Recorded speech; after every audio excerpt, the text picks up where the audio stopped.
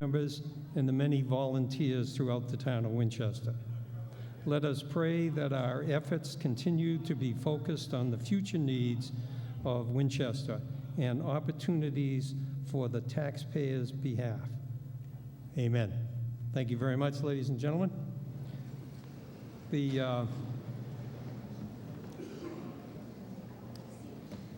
And welcome to some of the selectmen. And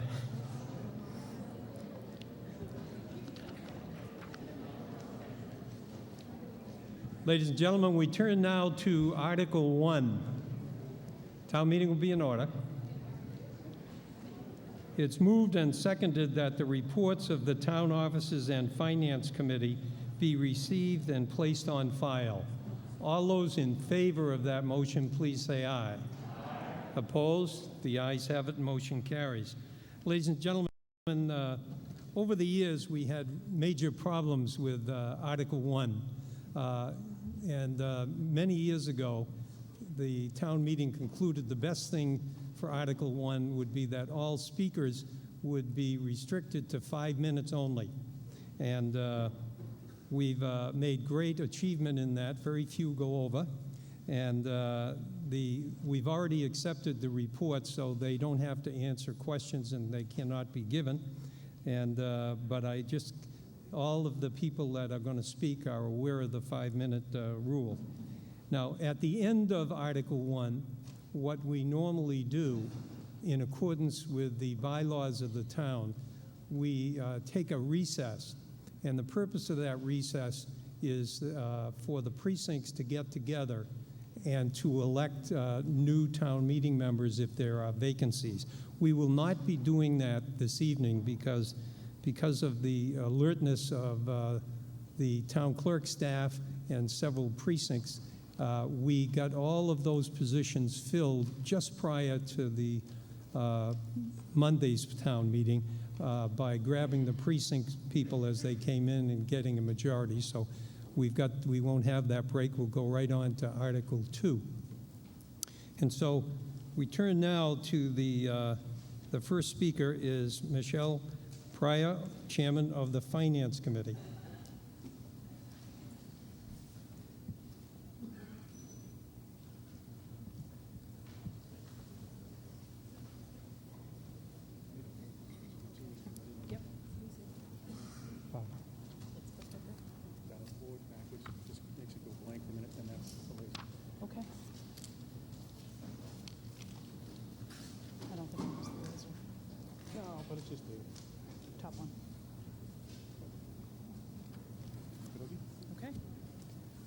Microphone moved to the other side. Thank you, Mr. Moderator. Good evening. Tonight, we want to talk about several important financing decisions and spending that was impacting the town. We're going to start by showing budget highlights from last year, and then we want to also share information on upcoming impacts on taxes, as well as impacts on operating budgets for fiscal year 14, 15, and beyond. To summarize last year, we closed out with roughly a tax levy that increased by $2.6 million. We had approximately $900,000 in reversions from operating budgets, which was offset by the use of about $1.1 million in free cash. Local receipts were up slightly, largely due to improved collections in motor vehicle excise taxes. State aid was up modestly. And thus far, we are still able to adhere to the Board of Selectmen's operating reserves policy, and we still maintain our AAA bond rating. This graph shows the tax bill for fiscal year 13 for Winchester and comparable communities. Our average tax bill for fiscal year 13 was $9,839. Our peer communities averaged $8,493. The fiscal year tax bill includes the cost of the Vincent Owen School, which added about $165 to that tax bill. Unlike many of our neighboring communities, we have a single tax rate. We have a large portion of our properties are residential, and we tax our commercial properties and our residential properties at the same rate. Unlike Lexington, which actually charges nearly double for their commercial properties. So our residential taxpayers bear the vast burden of taxes and operating revenue for the town, which isn't news to anybody. The Finance Committee is in agreement with town management that we can continue to fund services for the next few years without an operating override if Costs do not escalate significantly, and wages and salaries for employees do not grow beyond what is allocated in our wage reserve and planned for in future years. So from fiscal year 13, here's what it looks like in fiscal year 17 and fiscal year 18. Regardless of the fate of any override, we will need to start to pay off Right Lock Farm starting in fiscal year 17. The base tax rate of $10,596 where we're starting assumes a 2.5% increase on top of the fiscal year 13 bill. The Right Lock Farm, the flood mitigation project, and the high school override, those numbers come directly from the Board of Selectmen's letter, which was sent to all town meeting members. So it's the same assumptions on term, interest rate, and is based on the median value of a house, which is slightly less than the average assessed value of a house here in Winchester. Interest rates could rise, loan terms could change, but those are the available estimates.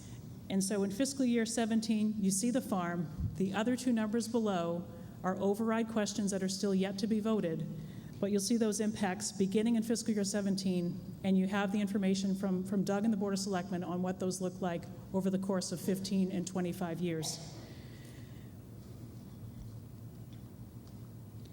There are many unknowns as we're going into this fiscal year. We have unsettled union contracts, we have pension and post-employment health care benefit liabilities, and we have capital projects. So far, we are nearly living within our means and able to meet current expenses with some use of free cash, but we need to plan for the future. All union contracts expired at the end of fiscal year 13, and as of this town meeting, only one has been settled. It's important to note that many union employees already get step and column increases, so the current negotiations for annual wage adjustments will be for additional wages on top of what they are already owed for step and column.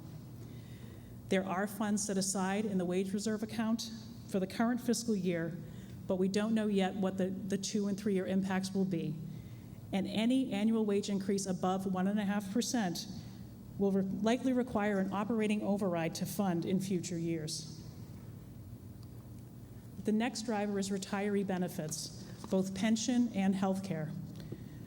Winchester's current pension schedule, as shown from the state, shows that performance in our pension fund is down, and the pension liability is now 77% funded, where it had been 85% funded in recent years. Our pension liability will need to be reflected on our financial statements beginning in 2015, so it's in the town's best interest to stay on course to fund the liability. However, to do so will require additional annual funding to follow the plan to pay off the pension liability by 2022. The next large item is healthcare spending.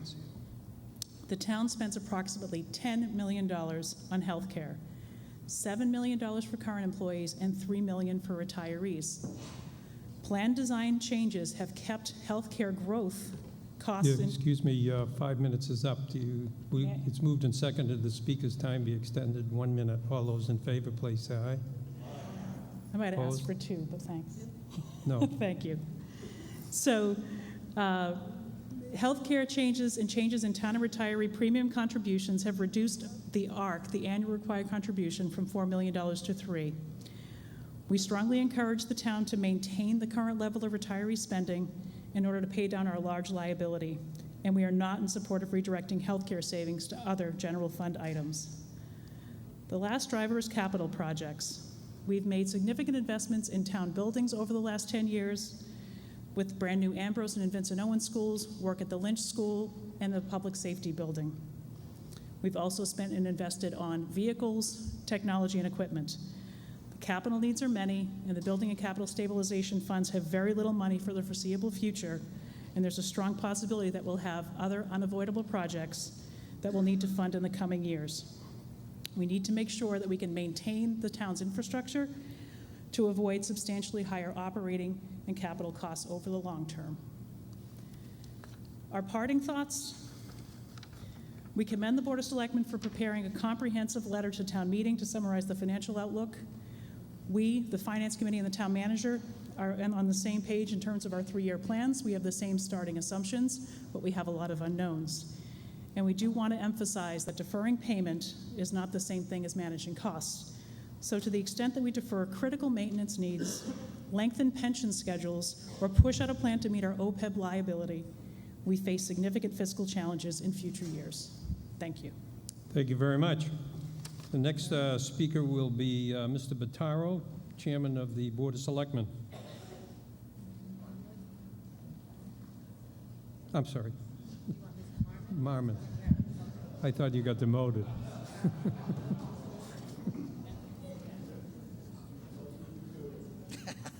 My name is Doug Marmon.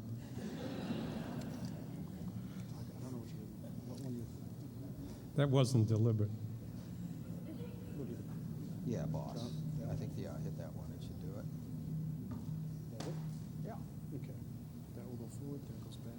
Okay, that's all I need. Thank you, Mr. Moderator, and good evening.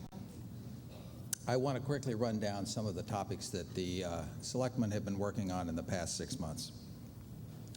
The high school is a very important project for the future of our town, and I believe everyone wants to solve the building's problems. But it is certainly an expensive undertaking and will stress both the town's finances and the taxpayers' pockets.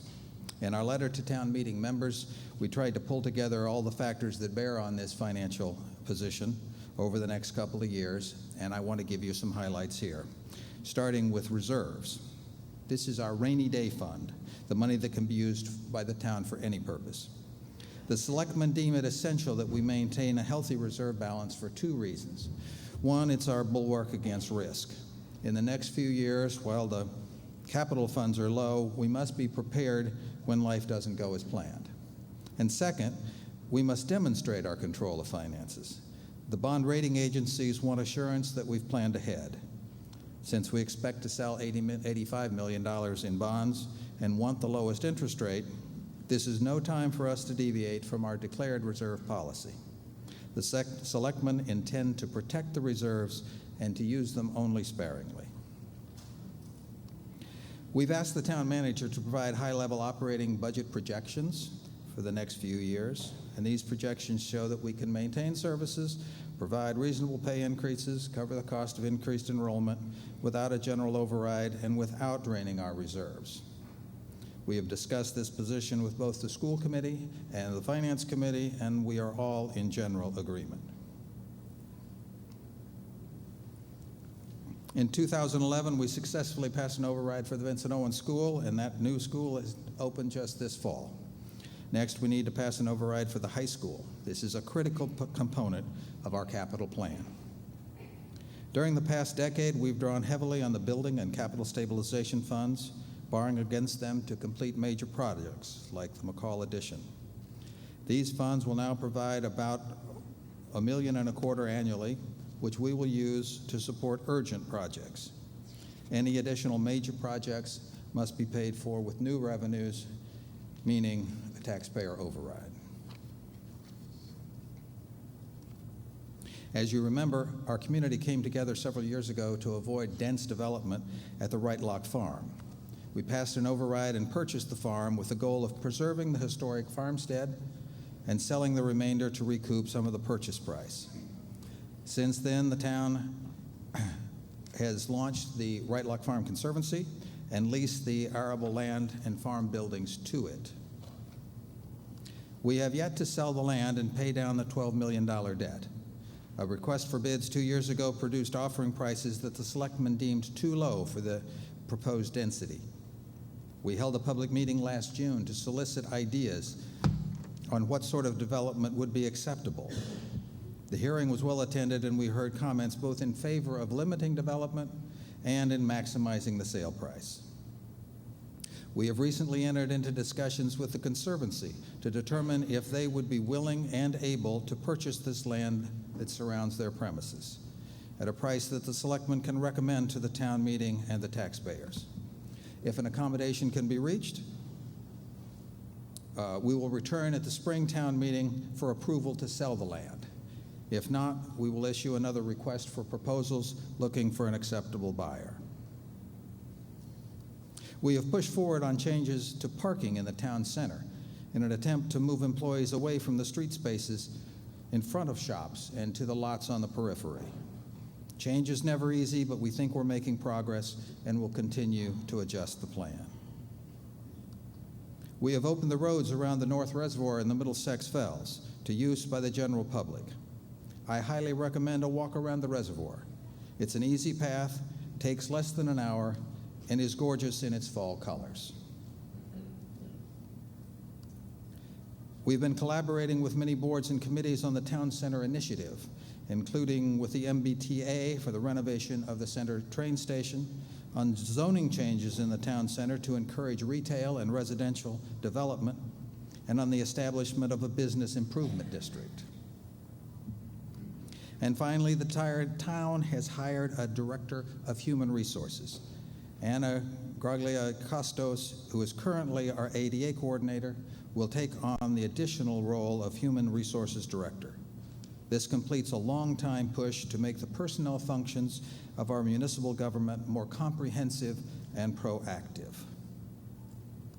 I want to thank all of you, the citizen volunteers, and the town staff, without whom our work would not be possible. Thank you much, sir. You 5 minutes right on the dime. Okay, the next one is the school committee. Mike Schindelman.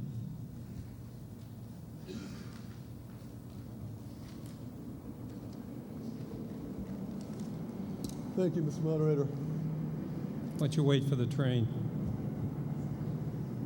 We use that when we were voting for the school. Okay.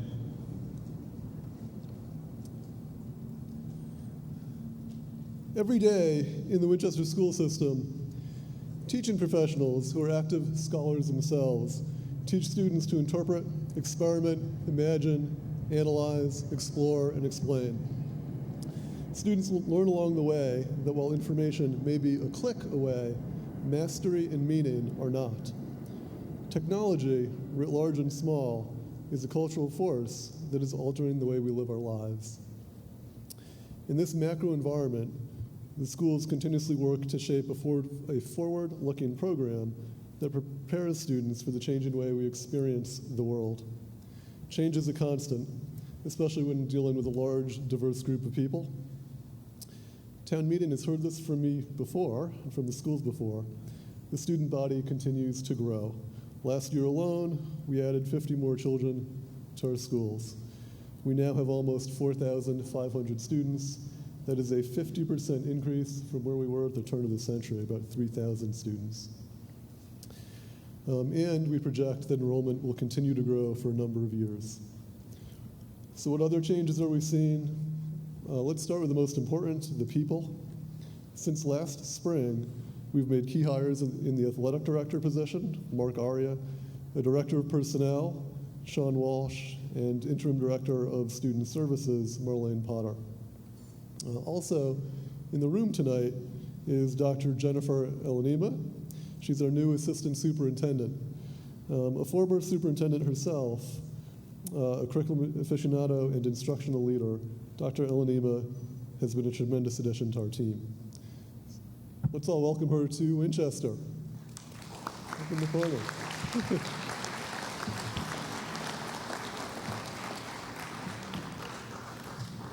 Dr. Elanima, along with a collaborative team of both employees and resident experts, is driving the development of a technology plan. Our goal is to master and deploy technology in ways that most help our students.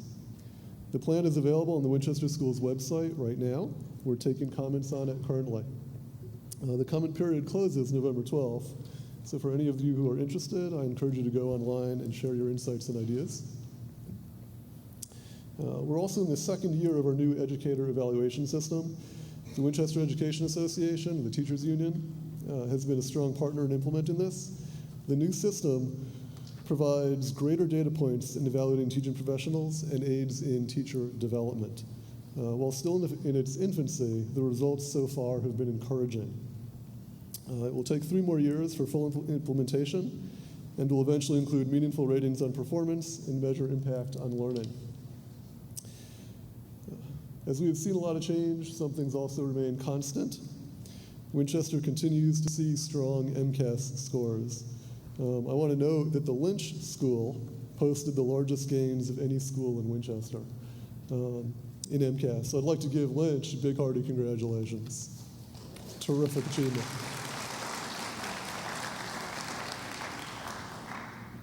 We do, however, have an identifiable achievement gap in special education across the system at all levels. I say that with the expectation that we can reduce that gap. We have already piloted some low-cost remediation techniques for both special education and regular education students with excellent results. I suspect we will need to expand those moving forwards. MCAS is just one data point, and we use many, many metrics to measure students' success. So quoting a principal's blog, I love this quote: "Standardized tests did not always assess all of what it is that makes each student special and unique. The people who create these tests and score them did not know each student the way our teachers do. They did not know that many of our children speak 2 languages. They do not know who can play a musical instrument or who can dance or paint a picture. They did not know which students write poetry or songs, participate in sports, or even the few that take care of their little brother or sister after school. They do not measure who can be trustworthy, kind, or thoughtful, and who tries every day to be their very best." The scores our students get will tell us something. They tell us something important, but they do not tell us everything. There are many, many ways of being smart and successful. So it was a quote from principal, not a Winchester principal, though. I'd like to close by thanking this town meeting for its resounding vote of support for rebuilding Winchester High School. I thank you very much for that. Thank you very much. Right on the money.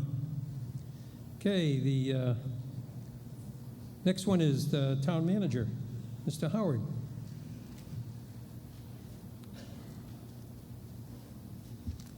Thank you, Mr. Moderator. Good evening, town meeting members. I apologize in advance for repeating some of the points that you've already heard, some of which I'll emphasize in a little bit more detail, some of which I'll gloss over a little bit. The major categories of points that I'll touch upon are financial matters and initiatives that the management office, together with all of your town employees, have been working on, and then a summation as to what I think is important moving ahead in anticipating some activity at Springtown meeting of 2014. You've heard from finance about the financial conditions that we see ourselves in. Some of it is good news, and some of it is, if not precarious news, it's news that we have to be very careful about. The very good news is that the close of 2013 went very well. All offices managed their departments very well. The town realized about $1.9 million in what I called turnbacks from enhanced revenues that were received during the course of the year in monies that were not expended due to departmental forbearance on spending money. That was very good news. The first start for the first quarter of 2014 under the budget that town meeting set in the spring has gone very well. We're meeting all of our kind of forecasting points there. You've heard about the projected numbers that you've received in the packet from the selectmen, a good combination of information that I think will set the town meeting up very well for future decision making around budgetary items. And I would stress a couple of points. Negotiations going forward on a number of levels are extremely important. We've entered into contract negotiations with all of our contracting union groups. And Matt, I need one graph just to emphasize the importance of, oh, there it is. Of employee benefits and contracts. That's that pie chart that Matt has just pulled up for you. It's very hard to see from where you are. The general gist of it is that all of that activity that comes under employee benefits, whether it's salaries and or healthcare benefits or workers' compensation benefits, adds up to about 70% of overall town expenditures. And that percentage goes up even higher when you take out the debt exclusion activity in the 2 stabilization fund pass-through activities that are in the budget. So when you subtract that amount, you get more to a level of about 75% of all spending is accounted for in the area of employee salaries and/or benefits. So it's very important for us to be able to deliver back to you packages of recommended raises and employee contracts going forward that we think are both fair and affordable. The other point around negotiations is what was touched upon by Selectman Marmon. We know that the Right Lock Farm negotiation is a very extremely important one to the town in order to be able to pay down the existing bonding obligation that is out there at the lowest possible level. Capital expenditures have to be watched. Both of the accounts, the building and stabilization funds, are down to kind of a bare minimum. They will replenish themselves in a few years, but capital activity as a result of the tightness in those funds and what we may have from year to year available through the turnbacks and/or reserves that I'm going to touch on in a minute really will make up the kind of spending that we can afford to do over the next couple of years. Reserves are another big concern on our financial picture, and Matt, this next one is right here, right? That reserve forecast shows you three things. It shows you where we are. That top line is the projected line on expenditures for reserve should we follow the budgetary outline that you have in front of you. The mid-graph point shows what happens to reserves in the event we up that spending on an annual basis by $500,000 beginning in fiscal year 2015 and extending out for another 3 fiscal years thereafter. The third line on the bottom shows what happens if we expend $1 million more on an annual basis, and it gets you to the point where reserves at the end of that kind of spending period would begin to dip below 6% and get the town off of its stated policy of having reserves held at 6 to 10% annually. I thank the moderator for the graph. This is something that he has shown and used in the past, and we've adapted and adopted off of that to show you how important it is to stick with our plan that's in the packet that you have before you. I want to touch on several other initiatives other than financial matters that have been going on during the course of the last several months.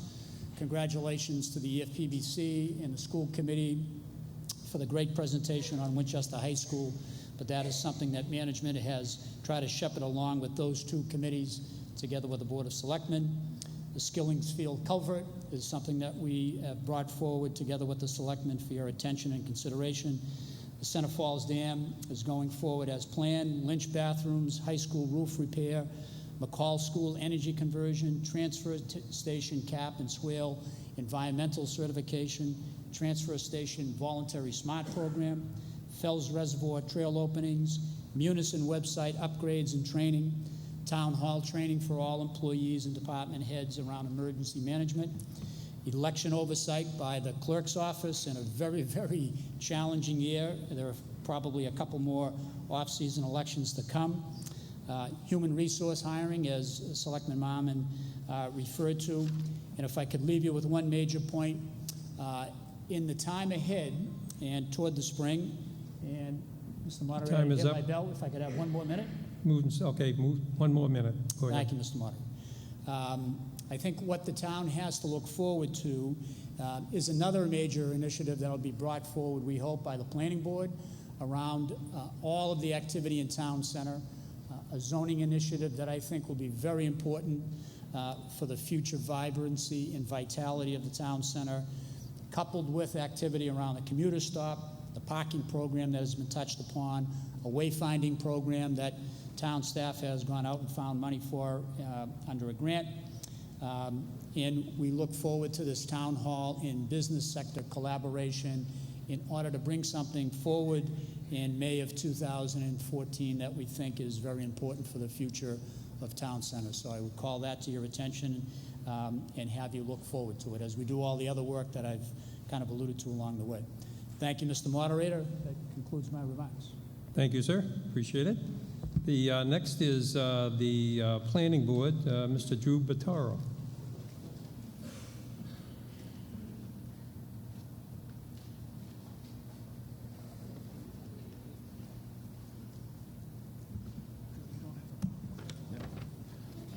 Announced twice, speaking once. Since everyone's already talked about the Town Center Initiative, I'll be real summary in just a second. But for those of you who aren't aware of generally what the Planning Board does, it's responsible for subdivisions, for the master plan. It does a number of hearings. It advises the Zoning Board of Appeals and other town bodies. And I couldn't have said it better than the town manager about the Town Center Initiative, that we are proceeding with it, working on the vision, the pictures, if you will, that will help people understand what the zoning will produce, the zoning, the public outreach, and what I call the pre-development conferences to make sure that what we're proposing is going to be received well by developers. Stay tuned.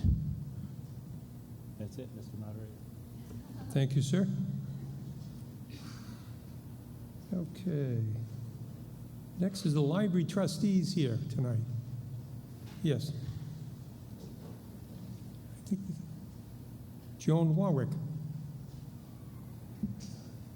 Couldn't see you in the dark.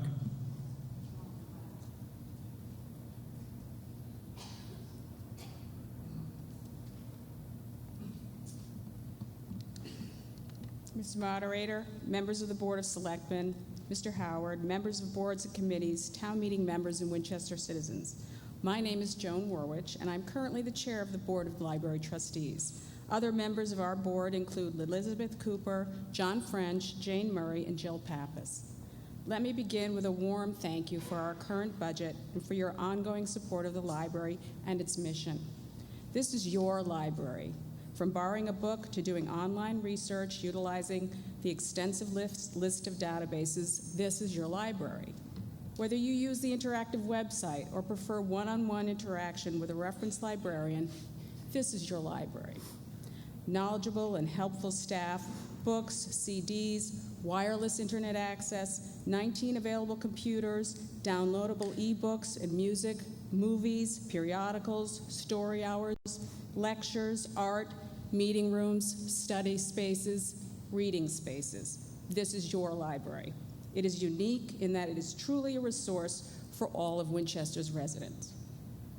The library continues to evolve, maintaining its core commitment to provide free access to information, resources, services, and support to Winchester citizens while responding to the demands of the 21st century. Here are a few improvements and highlights that we've seen in 2013.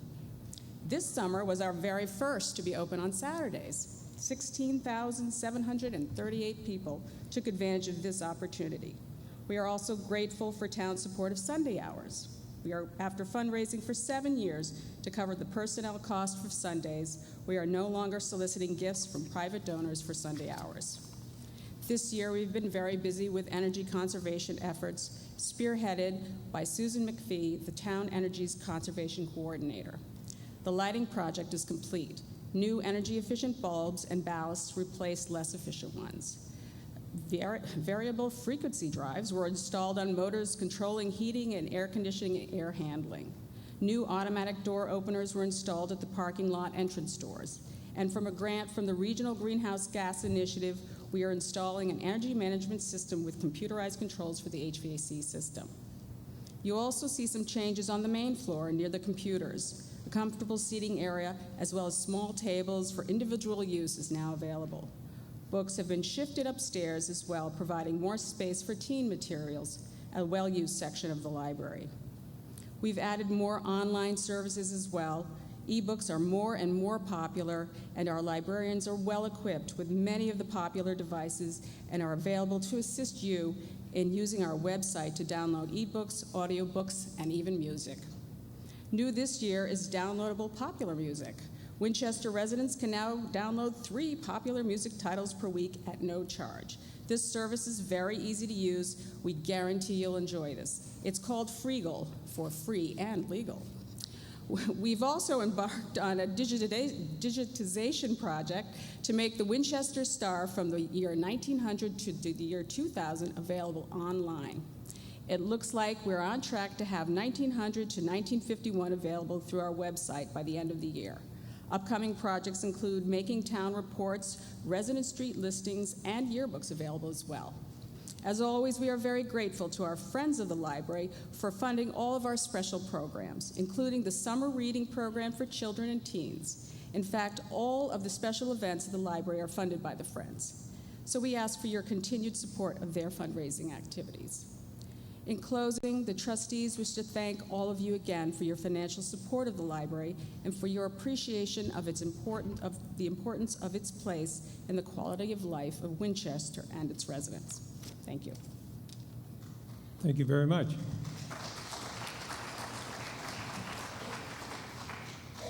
Is the Board of Health here tonight?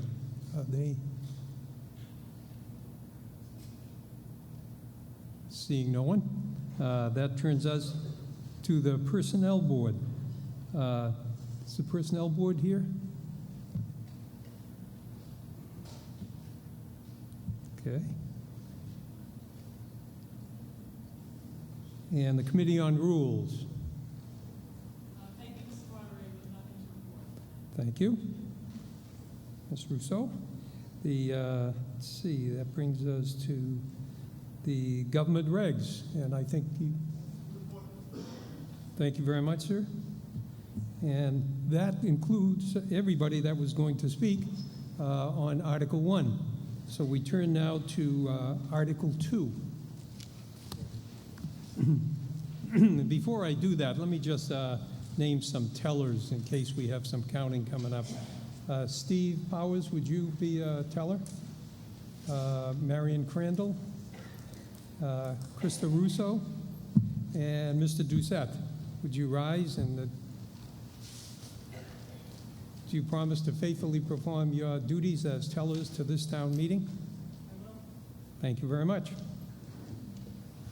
Okay, we turn to Article 2, and Article 2 is to see if the town will, under Article 2.5 of the Winchester Charter, declare vacant seats of people who haven't been coming to the town meeting.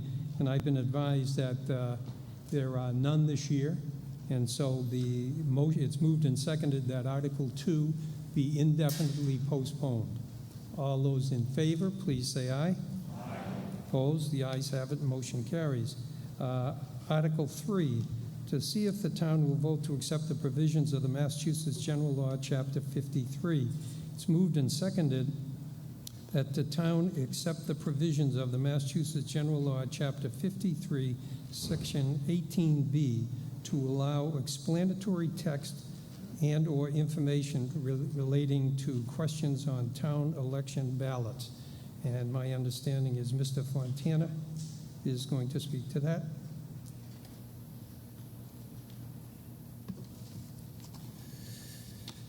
Thank you, Mr. Moderator. Town meeting members, my colleagues on town committees and boards, Winchester residents. The Board of Selectmen agrees with this article in principle, and it's a Board of Selectmen article, and we appreciate the effort led by our town clerk, Mary Ellen Lannon, in helping us prepare this.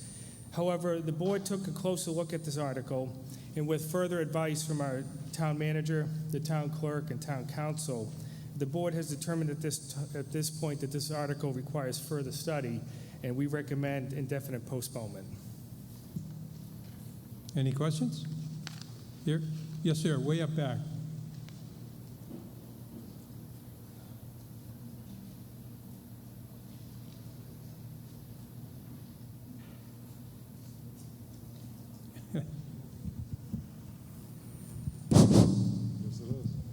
This is Diabjarius, Precinct 8. Could the selectmen please elaborate on what they found lacking in the wording so we understand why you require further study of the issue? Thank you.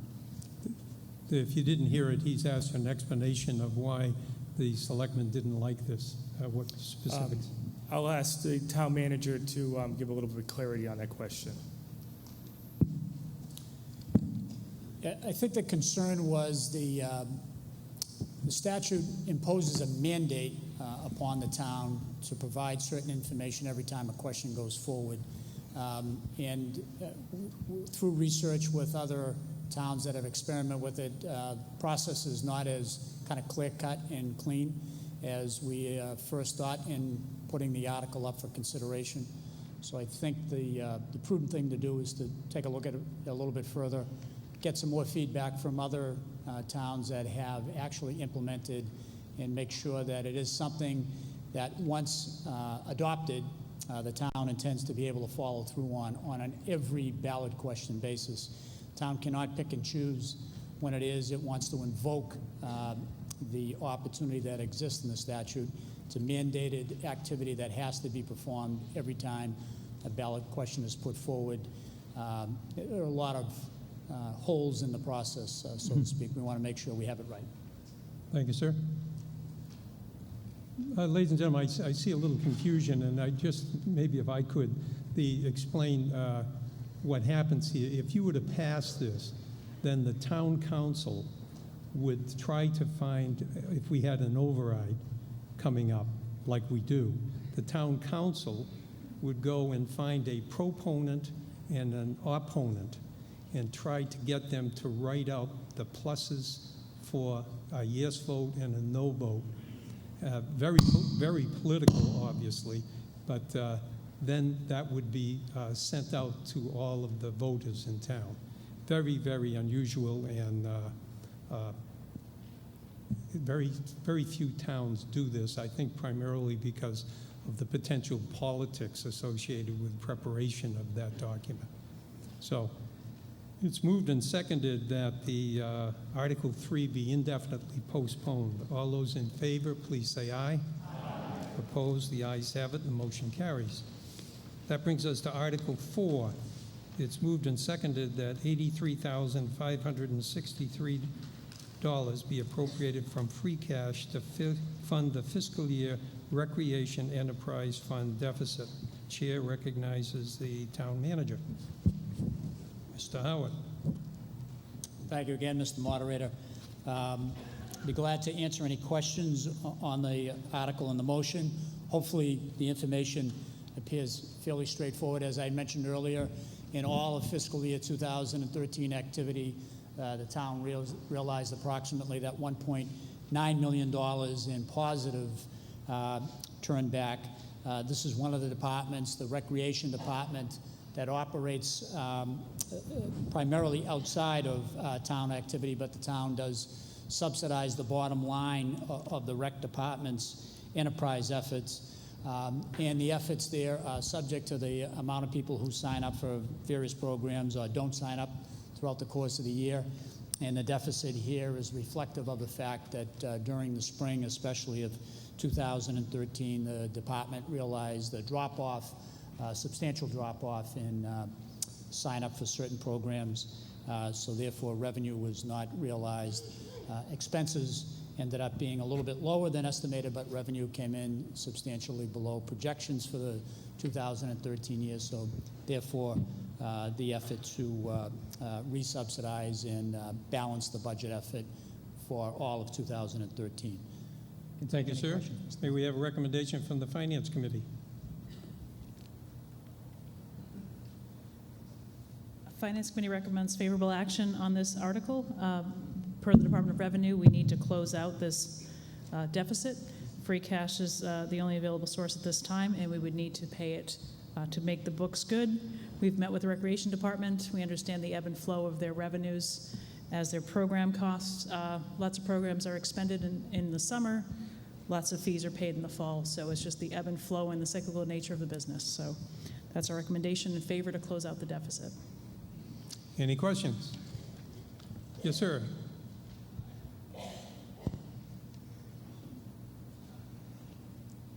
Got a microphone, please? Yep.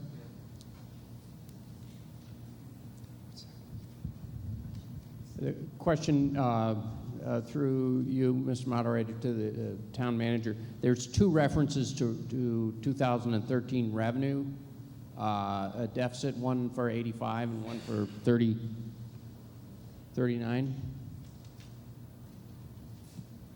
And Also, there's a reference to an expense, and I'm confused in why, how that's relevant to the revenue. Well, the accounting for the entire departmental activity amounts to that $83,563 shortfall, primarily due to the loss of revenue, anticipated revenues for signups during the course of the year. What I'm asking about says revenues reduced 80,000 in the first paragraph, and the second paragraph says reduction of 39. Both.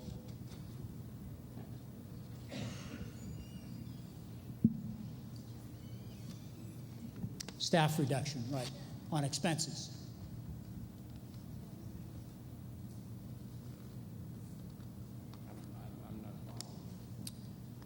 Yeah, maybe I'm missing the question, but yeah, the overall, all of the activity, all of the expense items, and all of the estimated revenue items still leave the department with this $83,000 shortfall. Mr. Yes, sir. Moderator, I think the question is, why are we appropriating $83,000? I can't hear you, sir. I think the question is, the request is for an appropriation of $83,563 when there was a reduction in revenues of only $80,400 and a reduction of $39,000. The numbers don't seem to add up. In other words, revenues were down $80,400 and expenses were down $39,000. So why are we asking for an $83,563,000 appropriation?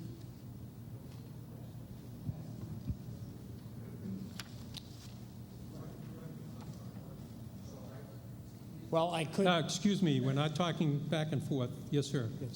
To Howard.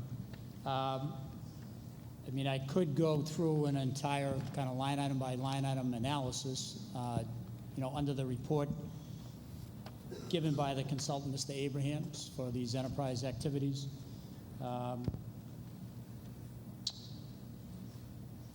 But all I could tell you is, generally speaking, I'm accepting the report of the consultant at face value and believe that it adds up, and I think it's accurately adding up to the deficit of 83,000 plus.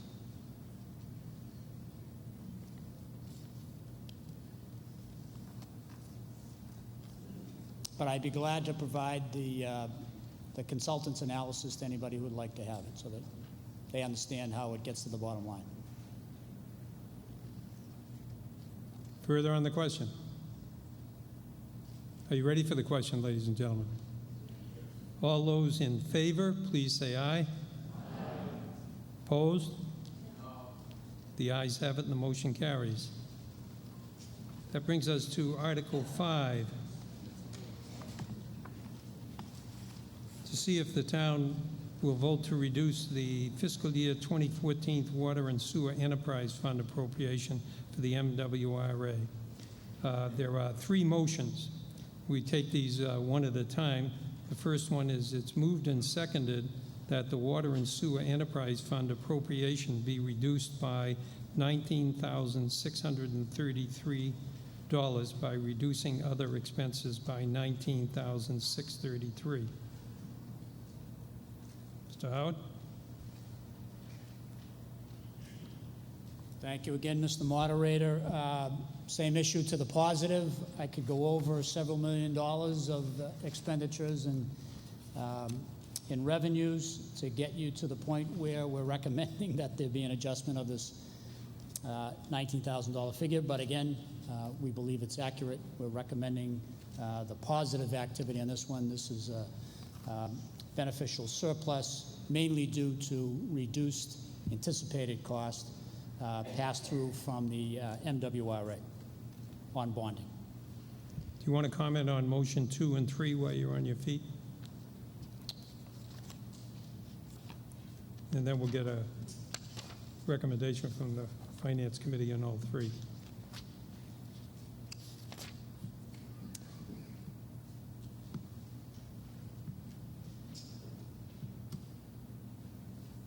Again, those are the backdrop activities to the account, Mr. Moderator. It's reducing the amount needed from retained earnings in order to make the balancing activity happen in the account.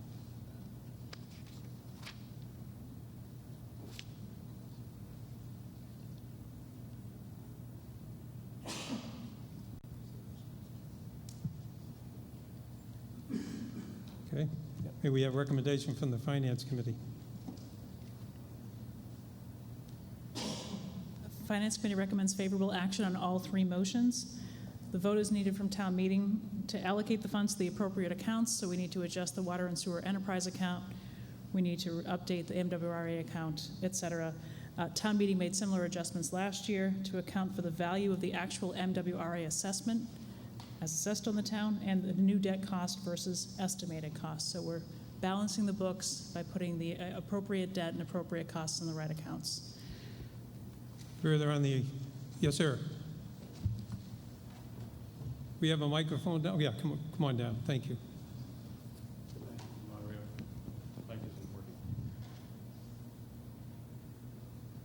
I have a simple question. There you go. Oh, there is. This seems like good news.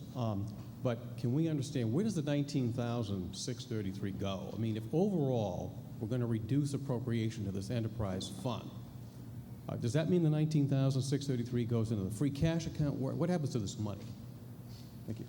Gentleman asked the question by reducing the water and sewer enterprise fund. I guess that means the prior appropriation by $19,000, and he asked where that comes from. I'm sorry, Mr. Mark. Yep. It is returned to retained earnings. So there is a surplus account. There is a surplus account that backstops the water and sewer enterprise fund. It goes back into the surplus account. Stays within the enterprise activity, yes. Any other questions, ladies and gentlemen? Okay, on motion number one, all those in favor, please say aye. Aye. Opposed? The ayes have it and the motion carries. Motion two, any further discussion? All those in favor, please say aye. Aye. Opposed? The ayes have it and the motion carries. Motion number three, any comments, questions? All those in favor of motion number three, please say aye. Aye. Opposed? The ayes have it and motion carries. That brings us to Article 6. To hear and act on the report of the Capital Planning Committee regarding the proposed capital plan for fiscal year 2015. It's moved and seconded that the report of the Capital Planning Committee regarding the capital plan for fiscal year 2015 be received and placed on file. All those in favor of that motion, please say aye. Aye. Opposed? The ayes have it. Ladies and gentlemen, they are now going to present their plan, and I understand it's going to be presented by two people. Is that correct? I think Helen Filio, here she comes, and also by Jim Johnson.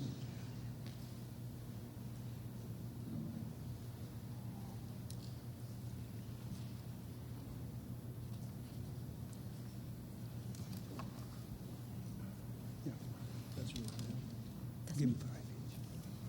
That goes forward, that goes back. Okay. And that pauses, makes a screen. Ladies and gentlemen, this is, they're going to present their report, and after they repent, and we voted to put it on file, and then that'll follow by several articles where we'll actually have appropriations that are recommended by the Capital Planning Committee. Ms. Filio. Mr. Moderator, Board of Selectmen, Finance Committee, and town meeting members. The capital planning process, actually this year we've given you the handout because there was so much on it, we figured it would be very difficult to see it on the PowerPoints only, so we have given you something to read along as I go through this. The capital planning process begins in June and culminates at Fall Town Meeting when we present our report to you. The requests for potential capital planning projects for the next 5 years are distributed every year to the elected and appointed boards and committees as well as department heads. And they come back and give us their requests. This involves the participation of the EFPBC, the school committee, the Board of Selectmen, the town manager, energy management, Disabilities Access Committee, library trustees, and all department heads. We placed the request into different funding categories. In other words, building stabilization, capital stabilization, water and sewer enterprise, and cemetery trust fund. We then rank them. We hear presentations, we weigh all the information, and we rank them according to, first, public health and safety, anything mandated by state or federal government, anything necessary for maintenance of town assets, and anything that demonstrates increased efficiency and cost savings. An example of this would be the conversion at McCall this year from the oil to gas, which is going to be a considerable saving every year. Our committee consists of, it was developed by the town charter. It consists of 2 members in the finance committee, 1 from the planning board, 1 by the school committee, and 3 appointed by the Board of Selectmen. It was designed originally to include all the various agencies and relies on each member going back and forth as a liaison to his or her committee and reporting and keeping everybody informed.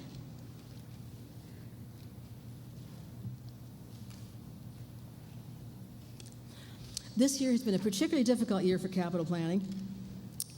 I think I went too far. Hold on. There. We take into consideration the request both in a short-term and long-term plan. Our goal is long-term planning. That's our charge. We're not always as fortunate as we'd like to be. We utilize many resources that are available to us. There was developed the VFA Building Envelope Program that is constantly updated, and we go back and see that. That recommended 20 years of maintenance for the various buildings in town. We go to the DPW and the engineering to develop comprehensive programs for sewer, water, drainage, traffic, sidewalks, and flood mitigation. The Fields Management Committee with the DPW and school department have developed a 5-year capital improvement plan.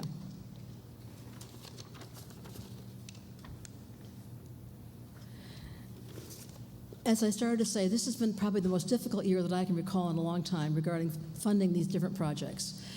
As the selectmen have mentioned, our building stabilization fund is just about dry. We have some left in the capital stabilization fund, which we're going to use next spring. But the building stabilization fund is pretty much leveraged out with debt. So there's nothing ever that we can do for the next few years, probably not until fiscal year 19, and there will not be any major project coming out of that until after that. We have been through a period of having deferred maintenance. That's why the stabilization funds were created in 2002, and it was a big price to pay, and we're still playing catch up on this. If you don't do these projects sooner than later, the cost is more, it's just not a good idea.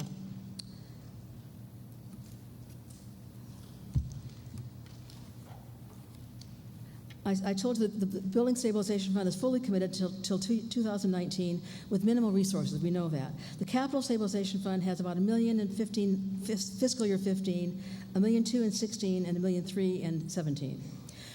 These funds were never intended to cover all the capital needs. We feel and have felt it's important to fund the capital at minimum levels. The only funding available for us was free cash. This is not something we like to do, not something we're in the habit of doing, but what we're going to present tonight to you are things that we feel are really important to do and move ahead. The free cash use is definitely consistent with the Selectmen's operating reserve policy for non-recurring expenses. Reserve balances must be maintained, but with greater allocation of free cash. There has been no funding plan identified by the Board of Selectmen for the capital planning. We have written them several letters explaining where we are, telling them what the issues are, even making suggestions on what we could do, and we've gotten no response. The possible funding options we recommended were a general override to supplement building and capital stabilization, bundle immediate repairs for buildings, flood mitigation, ADA, and technology, all of which have great needs, increase the general fund appropriation for capital, or use of free cash for capital projects. And I believe Selectman Johnson is going to finish the rest of it for me? Yep.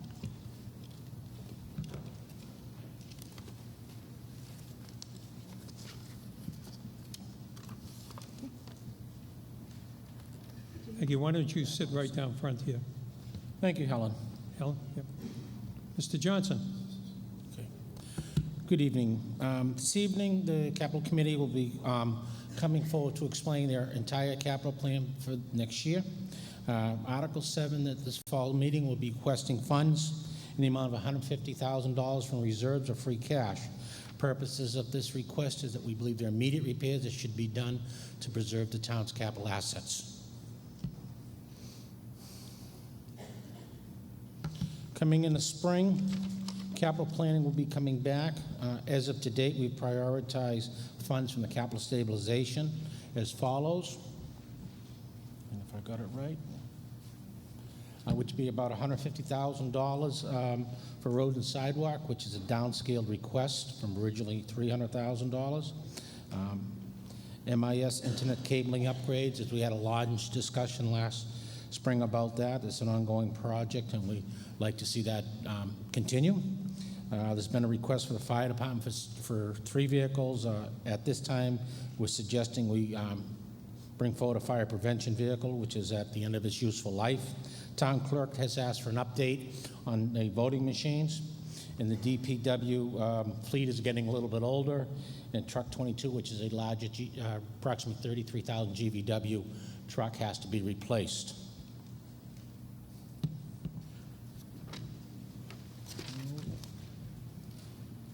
Okay. In the spring of 2014, we are short about $1,280,000, which is a request for improvements to firing range at the police department, school safety systems, a new ambulance to replace the backup ambulance, additional money for roads and sidewalks, ADA school projects throughout the town. That's been an ongoing plan with the Capital Committee. Improvements to the Center Falls Dam under the bridge at Main Street of $180,000, and to address some building issues at the public safety building of about $440,000.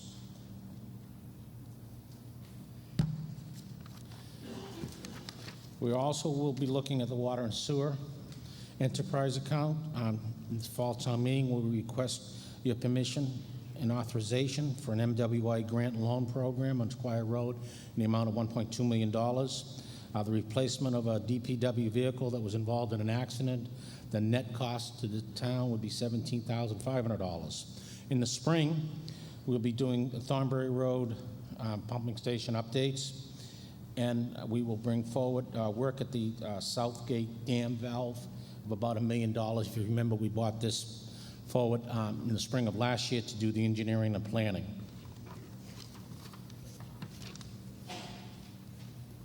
And for our cemetery, we're requesting $76,000 in the spring, which would be for maintaining the aesthetic beauty and efficiency of the cemetery by planting trees and providing a dump truck to have multi-purpose uses within the cemetery. Thank you. Thank you, Mr. Johnson. And that completes Article 6, and we turn now to Article 7 on page 10 of your document. And it's to see if the town will vote to appropriate a sum of money, and it lists 5 projects. This is also a capital planning committee, and there are 3 motions, so 3 of those projects are being pursued: the library chimney, the Morocco School, and the MIS end switch replacement. Jay McAlonian is going to be making the presentation this evening. I have a short presentation for all 3 motions. Sure, that's fine. He's going to make a presentation, he just said to me, for all 3 motions. Thank you. Thank you, sir. This article covers the following 3 projects that the Capital Planning Committee reviewed and deemed their completion to be immediately necessary. They're having trouble hearing you a little bit. Sorry. The library and chimney flashing roof repairs of $40,000, the Morocco School oil tank removal of $40,000, and the MIS end switch replacement phase 2 of $70,000, for a total of free cash of $150,000. You'll notice that Article 7 originally included 2 additional recommendations to fund projects that the Capital Committee reviewed and ranked highly due to their urgency. However, tight constraints on the use of free cash necessitates that these projects will either be funded through other means to complete them or set aside and re-ranked with other important projects for the spring town meeting. I'd like to just briefly go over those two projects. The first is the Main Street Bridge repair of $180,000. Additional bridge abutment repair work is required at the Main Street Bridge. This additional work was found during the project for the Center Falls Dam that is already underway. Soft infill areas around the bridge abutments were found to be eroding, requiring that new grout be pressure injected into the soft infill areas. The risk of not completing this additional work is that the bridge abutments will erode further, requiring more extensive and expensive repairs in the future. And this could have a major impact on the downtown area, as that portion of Main Street over the bridge could be shut down due to safety concerns. For the public safety building exterior masonry repairs of $439,567, Phase 1 and Phase 2 of the public safety building have already been completed, and additional funds are necessary to complete the exterior renovations, including repointing the brick facades, repairing the cast stone elements, the leaking gutters, and replacing the cornice flashing. Phase 1 included some masonry repointing, however, it was not extensive nor complete, and those areas that were not repointed were found to be deficient during the periodic reviews of Phase 2 of the project. Not completing this work will result in further damage to interior walls due to increased water penetration, and there is already noted water infiltration into the living quarters used by the fire department. The three motions that we're setting forth in this article cover the following projects: the library chimney, flashing, and roof repairs of $40,000. There is water infiltration into the library from those portions of the slate roof and chimney flashing. Multiple attempts have been made to repair the leaking, but the problem persists. Rot and plaster damage are sure to occur with the continued leaking, with the potential for mold growth, damage to books, and loss of artwork located in the building, including the large mural. The funds will be used to hire an outside contractor to repair those portions of the slate roof that need to be repaired and replaced, and the flashing around the chimney. The Morocco School oil tank removal for $40,000. As you know, Morocco School is now utilizing natural gas after a conversion from heating oil. The 10,000-gallon oil tank was abandoned in 2010 and was required by law to be removed. There is the risk that the longer the tank remains in the ground, it could rupture and cause a greater, more expensive environmental cleanup problem. The funds for removal of the tank are being proposed at this fall town meeting so that the project can be put out to bid without further delay. Phase 2 of the MIS and switch replacement for $70,000 will be used to complete the MIS upgrades that we started last year. Phase 1 of the project was funded this past spring town meeting in the amount of $70,000 as well. Phase 2 for the switches was to be funded through a successful vote on the technology fund override or through another funding source if that override failed. As you know, the override did not pass, and now we need to complete Phase 2 of this project. The switches in various municipal buildings are between 10 and 12 years old, and the town is experiencing internet and email outages due to the aging infrastructure of the system. These old switches are bottlenecking the amount of data that can travel through the entire system and use more energy than the new switches. And the new switches will allow for redundancies in the network. The town already funded the first phase of this project, and by not completing the upgrades, the town is not realizing the full value of the funds we spent in Phase 1 this spring. Thank you. Thank you very much, sir. Why don't you sit down front waiting in case there's any questions. Can we have a recommendation from the Finance Committee? Either one. I'll give it all three. Save time.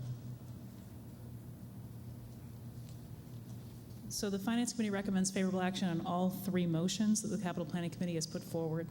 However, we do want to note that we would prefer the Capital Planning Committee develop their articles with more funding options, as is typical, not just limited to free cash, perhaps reversions, capital stabilization fund, if other sources are available. We'd also prefer to vote most capital items in the spring in conjunction with the budget so that the town can more comprehensively evaluate our expenditures. So with those specific thoughts in mind, we support motion 1, the library roof repair, given the imminent risk of water damage to the building. It seems timely and emergent, so we're in favor of that motion. Motion 2, the oil tank, to not remove it now just extends the risk of environmental damage and something that might be more costly in the future. And on motion number 3, as Jay mentioned, the MIS switch was to be part of the technology override. It was going to be voted on in the fall. We do think it's important to complete the second part of those MIS switches to allow the technology in the town to actually operate as we hoped that it would. So we're in favor of all 3 motions with the caveat that we'd like to see different funding sources and a different funding cycle. Thank you very much. Mr. Wilson. The Board of Selectmen would like to thank the Capital Planning Committee for bringing these 3 important projects to the top of their list, and we recommend favorable action on all 3. I would like to echo some comments of the Finance Committee on behalf of the Board. As our chair stated in his opening comments, we're protective of the town's free cash reserves. We must do our best to live within our means, and that means we think we should spend reserves only as a last resort. We were disappointed with the proposal of the Capital Planning Committee. They brought forward their most urgent projects, but because of how they worded their article, they have allowed no option other than paying for them from free cash. We as a board and you as town meeting members have been forced to choose between protecting our reserves or to promptly fund urgent projects. This choice was not necessary, as we could have done both by using capital or building stabilization funds for these 3 purposes. There are about $600,000 available in the Capital Stabilization Fund, and after Article 9 of this town meeting, more than $300,000 available in the Building Stabilization Fund. We think these funds should be used first. With many goals for the town and limited resources at hand, we, the town manager, the Capital Planning Committee, need to work together more collaboratively and proactively to more efficiently meet the town's most urgent demands. Mr. Howard?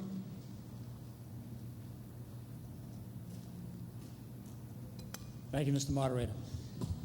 I, too, cautiously recommend that the town meeting support these motions. I do want to provide a couple of editorial comments because I think at this particular juncture in the Capital Planning Committee's history and in my service here, we need to have a couple of points kind of cleared up.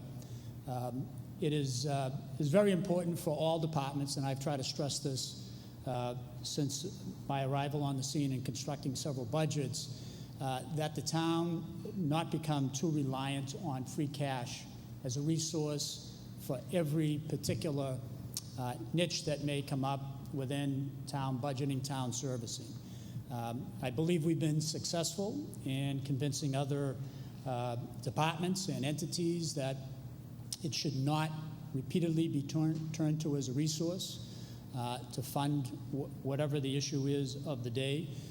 The town is hopefully taking on one of its, probably not one of its, it's the largest capital initiative ever. Should the high school proposal, which the town meeting just voted on Monday night, go through at the town election in December. The bond rating to support that activity is extremely important. And the bond rating in turn, and in large part, is somewhat balanced on our level of reserves, our way of approaching how we spend our money. The Capital Committee does great work, as several of the other speakers have already noted, very dedicated people. I will note that I have sent a message that I think they are restricted to what it is they have in their stabilization counts, and that is what they're going to have to live with to a fair degree for several years. And I will be glad to assist them in the effort to get clear prioritization that are within budgetary limits, taking into account that a fair amount of free cash can be used, but only when we know it's available, only when we know we're not going below the targets that are set by the board on the reserve policy, and does not drive the town into an area where we'd be jeopardizing the bond rating. So with those kind of cautionary provisos, I support both the FinCom's support of spending the money on these three initiatives, and we look forward to being able to assist the committee going forward with their other priorities and expenditures. So, Thank you, sir. Mr. Conti. thank you, Mr. Thank you, Mr. Moderator. To the town manager, Mr. Howard, Selectman Wilson indicated that capital stabilization funds were available to fund these projects, which of course are priority projects.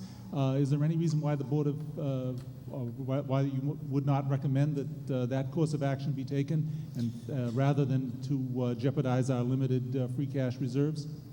Well, in fact, we would. Unfortunately, the article is not drafted that way, and I think we're prohibited from being able to amend it otherwise.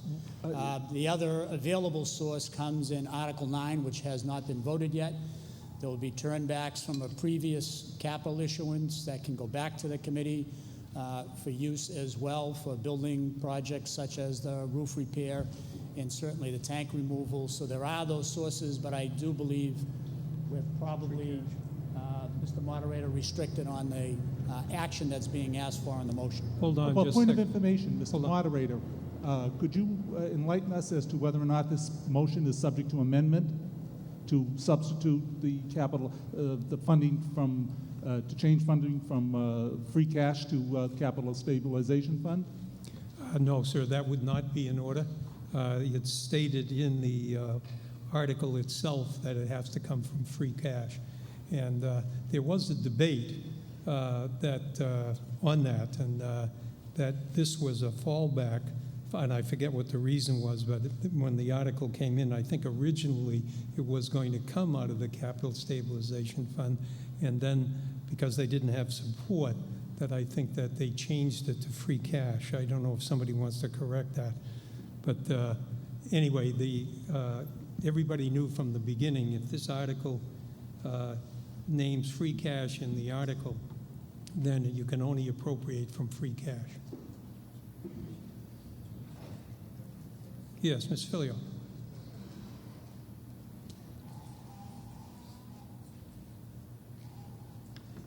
I would just respectfully remind people that the two funds are specifically designated as to what you could spend out of which. Building Stabilization Fund goes for building maintenance, that kind of thing. Capital is for big projects like the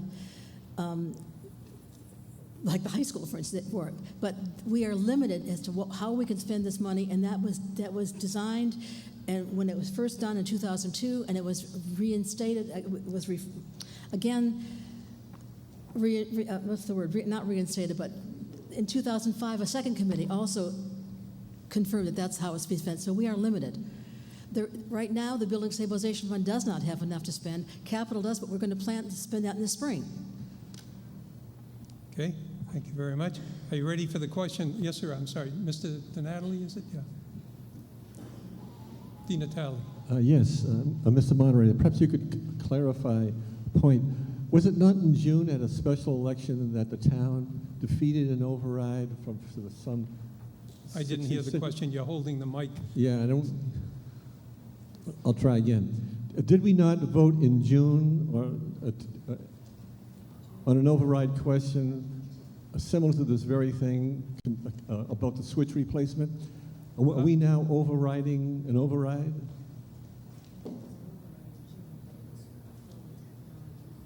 Yeah, that was for the technology fund. Right, and does this put the money? And that did not pass. Right, and does this put the money back? Put it back? Yeah. No, it was just one project that got defeated. Okay. So there was no money. Thank you. Yes, sir. And then this gentleman. Question through you to the Capital Committee. What was the removal of the tank part of the original conversion project? I'm curious as to why it's coming up independent of that project We knew the tank was there. It was an oil system. So why is this separate from the original project? Okay, Mr. Johnson on that question. The oil tank was not in the original proposal to install the new boiler system. It just came to Capital Committee this year. Capital Committee felt it was an important issue to address immediately, and that's why we're requesting the funding tonight. It's an environmental issue that we don't want to become any problems. We'd like to get it done as soon as possible. Actually, while the kids are out of school, so they won't have any interruption of the school. Our plan is to request the funding tonight. We could develop plans and specs and put it out to bid.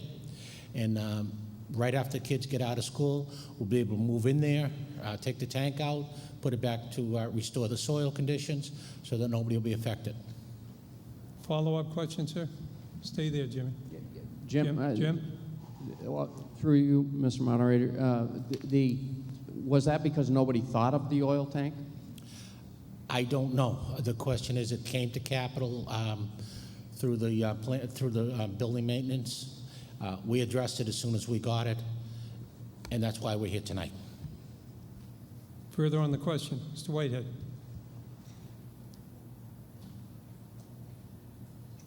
I would just like to ask the question, has that tank been emptied and flushed? Question is, was that tank emptied and flushed? No, that tank has product in it presently. It's number 4 oil, 4-1, I believe. It has to be pumped out, mucked out, cleaned out the tank, and then muck it out, get all the sediment out of it. Then the tank has to be removed and taken to a licensed disposal facility. That's what the $40,000 is for. Yes, ma'am. Was the possibility of abandoning it in place considered? Because there is a process for cleaning it out, filling it with concrete slurry, and leaving it in place, which is a lot cheaper and than the $40,000 and might result in some savings to the town. The town meeting member's question was, couldn't we just fill it and say with cement and leave it in place? In my professional opinion, that's really not a viable option here, ma'am. Generally what you do, first of all, you have to expose the top of the tank. You have to remove the product. You still have to muck out the sediment. And then what you're talking about is probably replacing it with a slurry, which is a very wet, liquidy cement that dries so it's an impervious surface. That actually is pretty expensive to do, and they usually do that only when there's a structural integrity, when a tank is near a building or something. You still, yet to be determined, you still will have a metal object in the ground rusting from the groundwater. And some point in time, that may be an environmental issue. This way, if you take the tank out, remove the product, take the tank out, backfill it with soil, it's a clean environmental issue. You'll never have to worry about it again or be concerned about it again. Okay, you ready for the questions, ladies and gentlemen? Okay, on motion number 1, moved and seconded that $40,000 is appropriated for the library chimney flashing roof repairs. All those in favor, please say aye. Aye. Opposed? The ayes have it, motion carries. Motion 2, moved and seconded that $40,000 is appropriated for the Morocco School oil tank removal as listed in your page 10 of your motion book. All those in favor, please say aye. Aye. Opposed? The ayes have it, motion carries. Motion 3, moved and seconded that $70,000 be appropriated for account 03969902, the MISN switch replacement. All those in favor, please say aye. Aye. Opposed? The ayes have it, motion carries. Let's see, got time for one more here. It's Article 8. It's moved and seconded that $17,535 is appropriated for the water sewer retained earnings for the purchase of a replacement vehicle for the water and sewer department. Mr. Johnson. Good evening. This is a request for additional funds of $17,500 plus insurance funds to purchase a vehicle for the water and sewer department. It would be due to an accident that occurred last winter. It was a 2007 vehicle. This purchase would conform to the town of Winchester's motor vehicle energy efficiency policy, and the funds will be used to buy that vehicle with the insurance proceeds. Thank you. Any questions? Finance Committee, please. Finance Committee recommends favorable action on this article. There are sufficient funds in the water and sewer retained earnings account. The department needs to be replaced, given that it was totaled in an accident. We would certainly, to the extent possible that the department can purchase an energy-efficient vehicle, we would encourage that to save on operating costs. And also for vehicles that can be used for multiple purposes for multiple departments, the town might consider a fleet management process to look at all vehicle costs and vehicle utilization. Further on the question? All those in favor, please say aye. Aye. Opposed? The ayes have it. The motion carries. Why don't we take a break now? It's moved and second the meeting be in recess for 15 minutes. Ladies and gentlemen, just before we break, it appears to me that we can finish the town meeting this evening. So if we get back on time by 9:15, there's a couple of these that are going to be postponed. So I just give you a heads up there. I think we can get done tonight.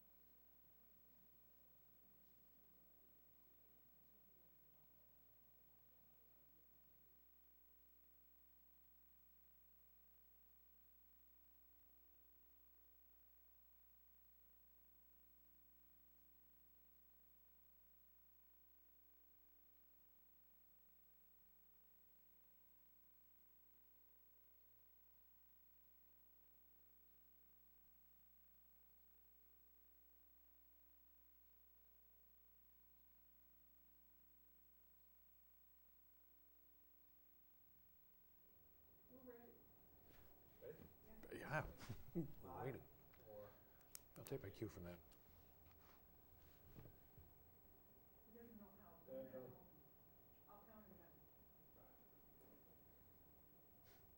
I'll take my cue. 5, 4, 3, 2, 1. Well, good evening, ladies and gentlemen. My name is Alan Iden. We are coming to you live from the Winchester High School, and this is the first session of regular fall town meeting. If you tuned in Monday night, you saw the special town meeting, mostly dealing with the questions regarding the new Winchester High School. So this is our standard fall town meeting beginning tonight. And as traditional, we started off with reports of the town boards. And first up was Michelle Pryor from the Finance Committee. And with her report, she said the town did have a slight increase in revenue and is keeping its AAA bond rating. The average tax bill, average real estate tax bill in town, she said, was $9,839. $165 of that is as a result of the Vincent Owen rebuild and will be lasting for several years. She also mentioned that the payoff of the debt on the Right Lock Farm is going to begin in fiscal year 2017. The town has been paying just the interest on that bond up till 2017. Excuse me, she said the effect of the potential override on December 10th will be about an $823 increase in the average tax bill. She says some of the questions the Finance Committee is watching, or some of the concerns they have, are union contracts, retiree benefits, the cost of health care in the town, which is currently running about $10 million per year. She said the pension fund is 77% funded, but that's down from 85% funding. And she also said there are an awful lot of capital needs in the town that need to be addressed. Doug Marmon from the Board of Selectmen was the next speaker. He commented on the potential rebuild of the Winchester High School as a great expense. He says the town needs to maintain its healthy reserves and keep the bond rates low, especially if it's going to have to borrow about $85 million for the high school project. He said the town was able to give moderate raises and maintain the buildings in the town without a general override. But he also said there's a $12 million debt on the Right Lock Farm that's going to have to be addressed, although town is in negotiations with the Right Lock Farm Conservancy about the possibility of selling it to them. And he hoped those negotiations would be completed by the spring. He said the selectmen, other accomplishments were opening the reservoir roads, making parking changes in the downtown, and hiring a new human resources director. Michael Schindelman from the school committee was up next, said that there were an increase of 50 students this year for a total enrollment of about 4,500 in the Winchester school systems. He talked about some of the new initiatives in technology development and in teacher development and evaluations. He referred to the gap in special ed, that the school committee was working on a gap in special education. And he also talked about standardized tests and their feeling that the standardized tests don't tell the whole story about a student. Richard Howard, the town manager, said that the close of fiscal year 2013 went well, and there were about $1.9 million in turnbacks from the various town departments. He said contract negotiations are very important because about 70% of the town's budget is personnel. He said the reserve showed some graphs, though, of the reserve forecast, which is dwindling.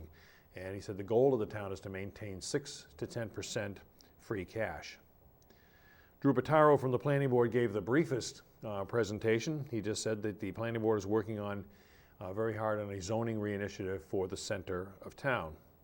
Joan Warwick from the Library Board of Trustees thanked the town for the budget support, talked about some of the assets of the library, said it was their first summer opening on Saturdays, talked about some of the new energy saving initiatives being taken at the library, and referred to the ability of residents now to download books and very soon music from the library's website. She also said they hoped by the end of this year to have the Winchester Star available on the website from 1900 to 1951 online. Then we moved on to Article 2, which was a housekeeping article to declare vacant any seats of any town meeting members that had missed more than half the meetings. Since there were none, that was indefinitely postponed. Article 3 was an article proposed to accept a Massachusetts general law to put informative information on ballot questions, both pro and con.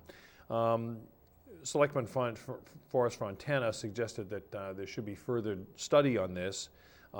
He said they referred to some problems with initiatives in other towns and asked that it be indefinitely postponed. Town meeting did just that. Article 4 was to appropriate $83,563 from free cash to cover a deficit in the Recreation Department. Normally the Recreation Department is a revolving fund and all their activities are covered by income to the Rec Department, but apparently revenues were off this year and enrollment was off, and there was an $83,000 shortfall that the town needed to make up. Town meeting approved that. The next article, Article 5, was to approve a reduction in the water and sewer fund, down by $19,633. It was not needed. There were 3 motions on that, and that was accepted by town meeting. Article 6 was just to receive and place on file the capital planning report, and then we moved on to, we did hear from Helen Filio, who is chairman of the Capital Planning Committee, and talked about the criteria that the committee uses to evaluate capital requests. They said there are 4 criteria. Does it affect public health and safety? Is it mandated by the federal or state governments? Does it maintain a town asset? And does it result in efficiency and cost savings, such as energy conservation improvements? She said those are the criteria the Capital Planning Committee uses to evaluate the requests. She said the Building Stabilization Fund is totally committed through 2019. Selectman Johnson said that the spring 2014 needs include roads, sidewalks, Ethernet cabling, fire prevention vehicle, voting machines, and another truck for the DPW. He said the town is short $1.2 million for other projects that have been requested, and there are not funds available for those projects. Also, $76,000 in cemetery trust funds are scheduled to be used in the spring, subject to the spring town meeting's approval.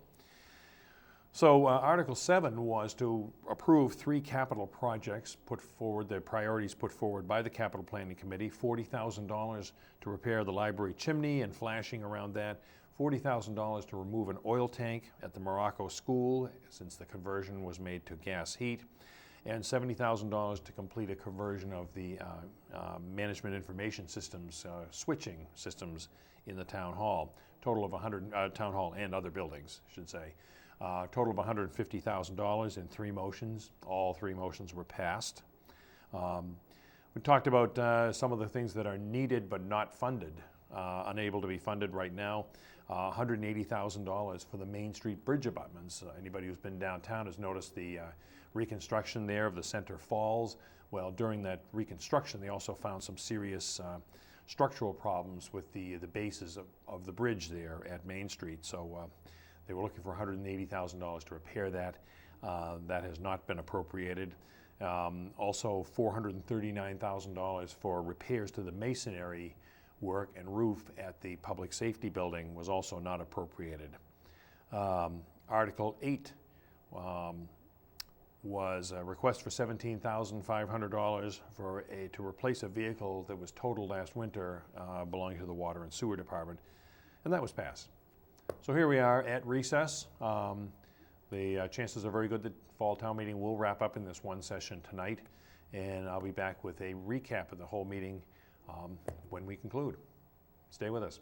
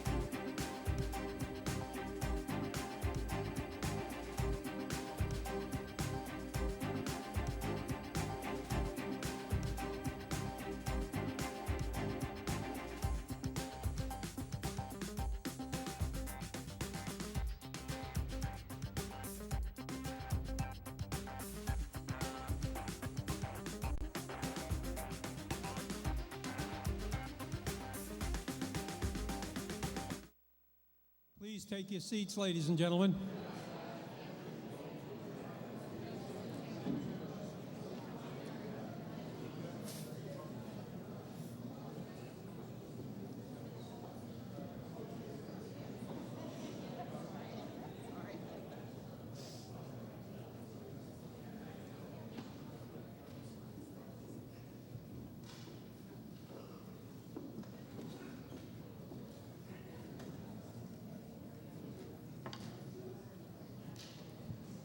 Town meeting will now be in order. Ladies and gentlemen, we turn now to Article 9 to see if the town will vote to appropriate a sum of money for the Ambrose Elementary School project or transfer money. It's moved and seconded that $328,687 be appropriated for account 8829, the Ambrose Elementary School Project Fund, to the Building Stabilization Fund established under Chapter 49 of the Acts of 2002, and $26,271 be appropriated from Fund 8829, the Ambrose Elementary School Capital Project Fund, to the General Fund. And I call on David Carlson. Oh, I didn't even see you there, sir. David Carlson. Thank you, Mr. Moderator. Article 9 will properly close out an old Ambrose School construction account and free up funds to be used by the town. This was a complicated accounting project to allocate these MSBA reimbursements. The auditors have reviewed the plan and approved the proposed transfer amounts. Okay. May we have a recommendation from the Finance Committee? Why don't you have a seat down front here or wherever? Finance Committee recommends favorable action on this motion. Sorry? Finance Committee recommends favorable action on this article. It is the town's policy to close out excess appropriations from completed projects to the fund from which they were appropriated. This motion will return funds to their appropriate accounts to the general fund, to the Building Stabilization Fund, and by doing so will align the reimbursement that the town received to the proper town fund. Okay, you ready for the question, ladies and gentlemen? All those in favor of the motion, please say aye. Aye. Opposed? The ayes have it, and it's unanimous, and so that is obviously more than the two-thirds vote, so it passes. Article 10, to see if the town will vote to appropriate a sum of money for repairs to the sewer system identified in the Squire Road and Meter Number 4 Sanitary Sewer Elevation Survey project. And the motion you find on page 13, and that motion requires a two-thirds vote. And I'll just read the first part of it. It's moved and seconded that $1,225,000 is appropriated for repairs to the sewer system. And I believe the speaker is Mr. Johnson. Mr. Johnson. Yes, Mr. Sullivan, thank you.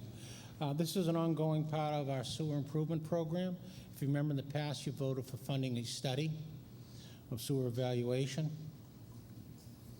of the inflow infiltration in the areas around Cambridge Street that was experienced large sewer overflows during heavy wet weather.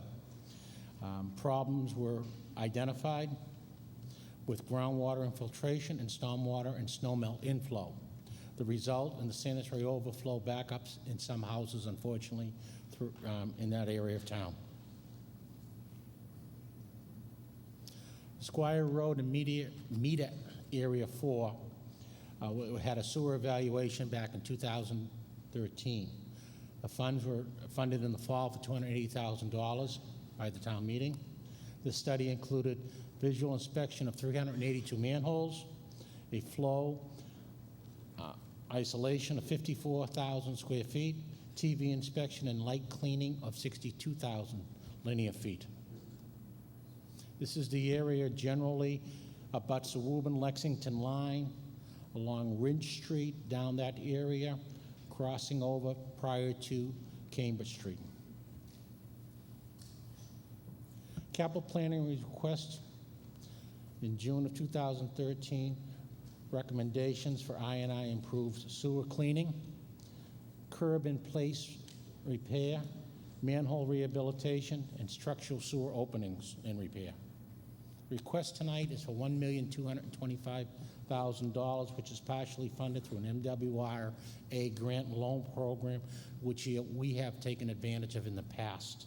The breakdown is about $928,000 in MWRA assistance, which is $417,000 of grant money, which is free money, and $510,000 of a loan, zero interest payable over a 5-year period. The town is responsible for the balance of $296,000, which at some point in time would be done in a bond yet to be determined, the amount and the interest rate. This is the 6th project the town has undertaken with MWRA assistance. Thank you. May we have a recommendation from the Finance Committee, please? Finance Committee recommends favorable action on this article. This infrastructure project has an identified funding source from grant funds and zero interest loans. The repairs are needed for the identified site, and we certainly encourage the town to pursue those funds to do the repairs in the near future to really alleviate the problem. Thank you. Any questions? Any other comments? This also takes a 2/3 vote. All those in favor of this motion, please say aye. Opposed? The motion being unanimous, obviously more than 2/3, the motion passes. That brings us to Article 11. And the chair recognizes Mr. Howard, I believe.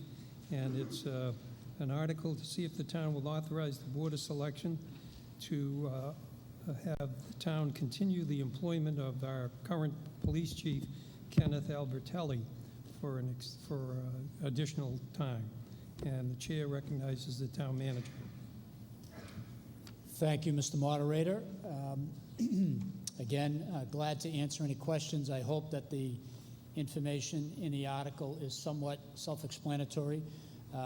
This home rule petition would allow the town to continue the employment of the current police chief, Ken Albertelli.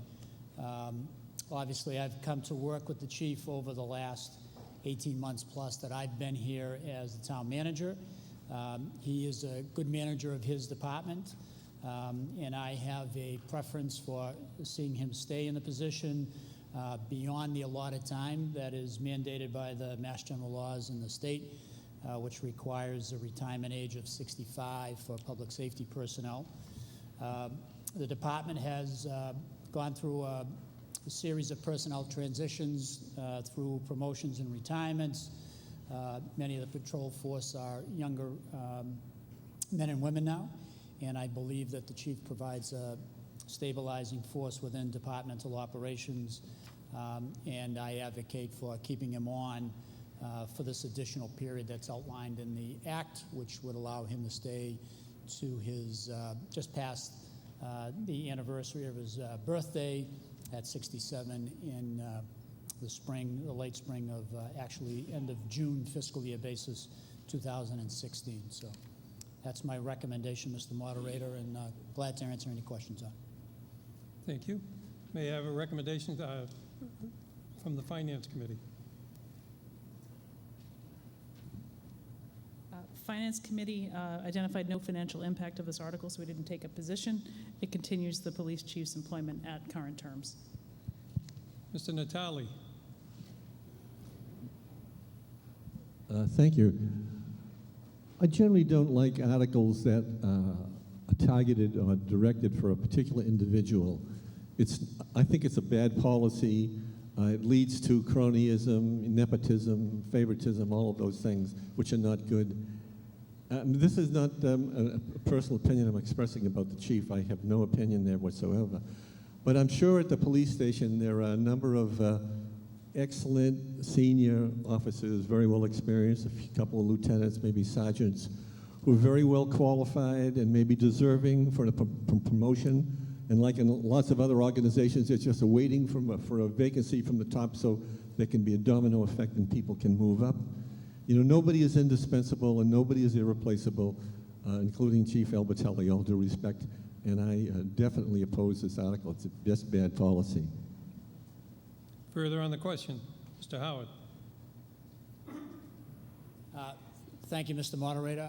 I'm neither a crony or an opponent of Chief Albertelli.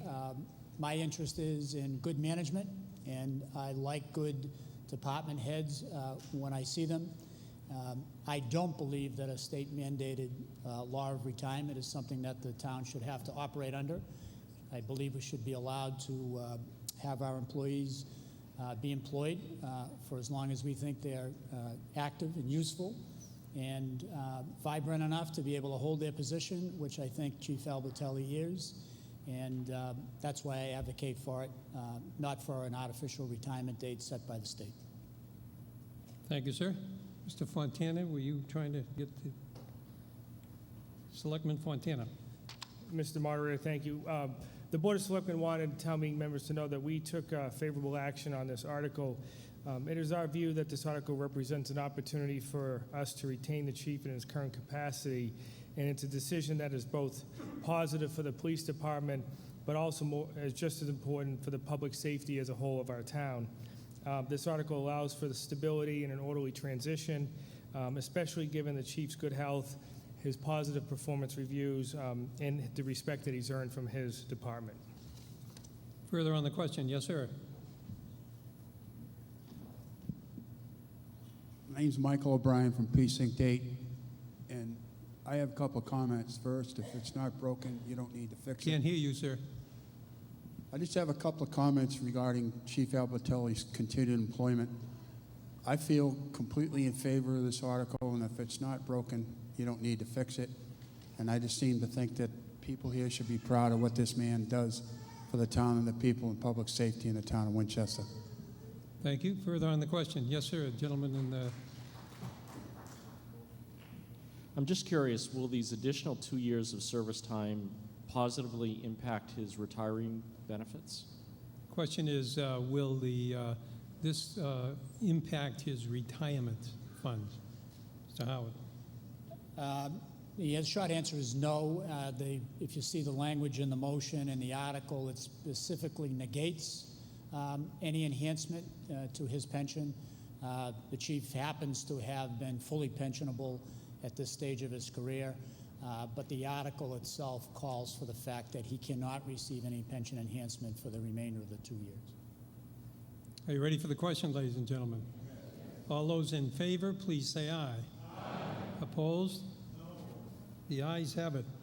That takes us to Article 12, to see if the town will hear and act on the report of the Personnel Board. And let's see, that motion number 1 that's moved and seconded that Schedule 11 of the compensation plan be amended, revised, and modified in accordance with the recommendations of the Personnel Board as set forth in Appendix A. For the Personnel Board. Yes, sir.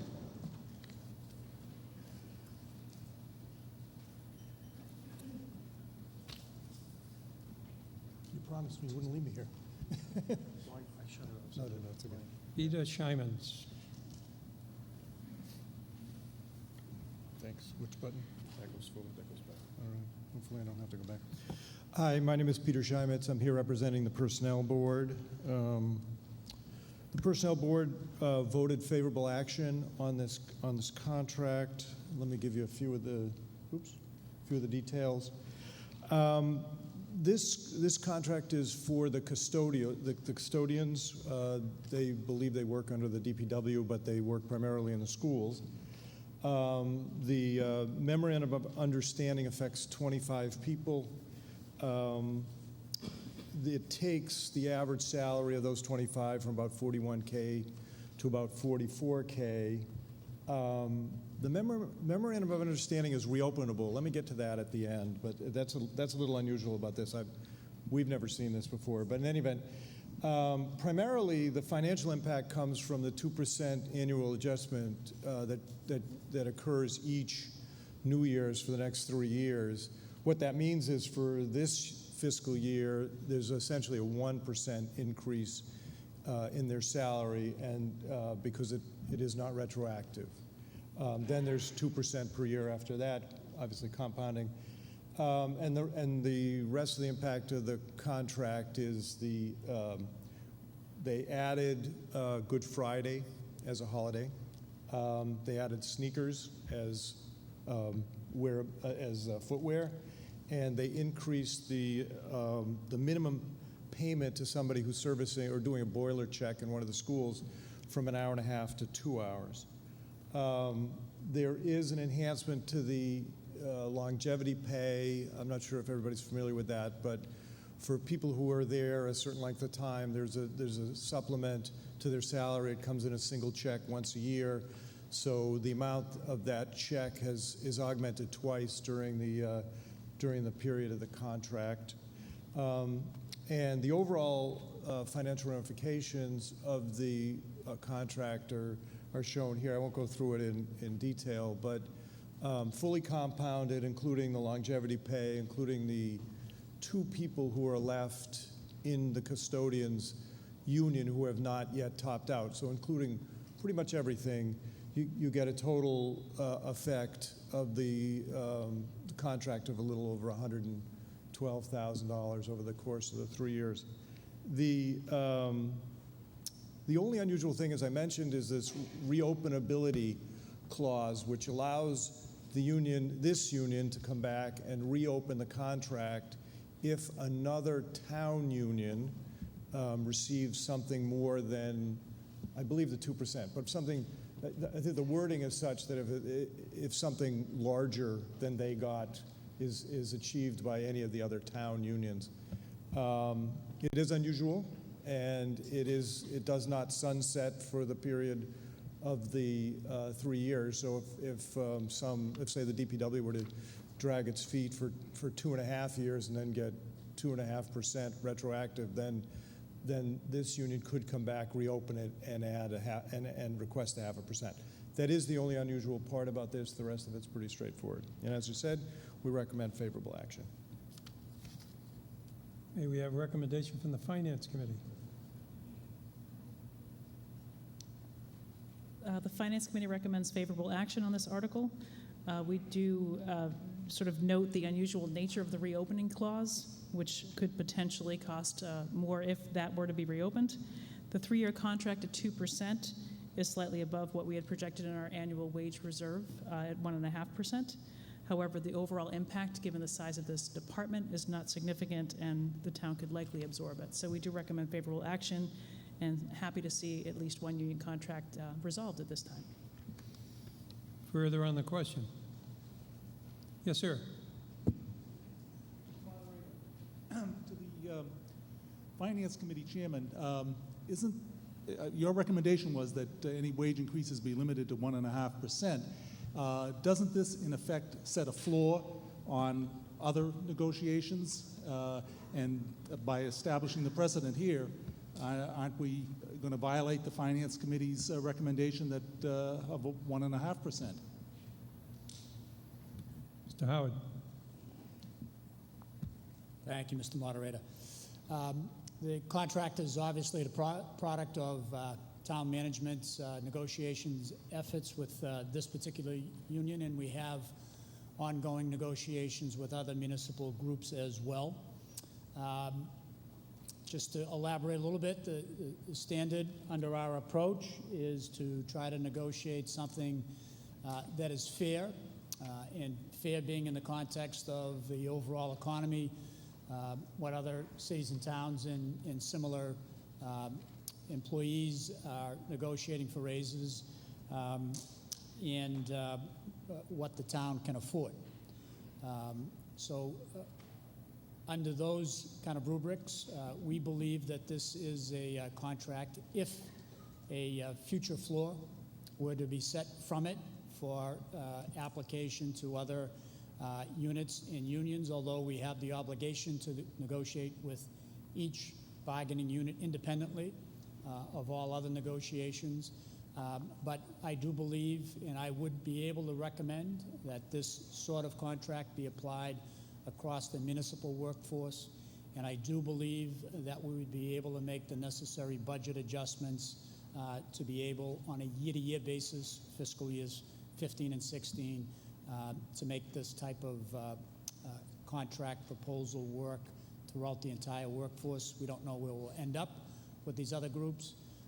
But we know that for fiscal year 14 in particular, this is an affordable and achievable end result.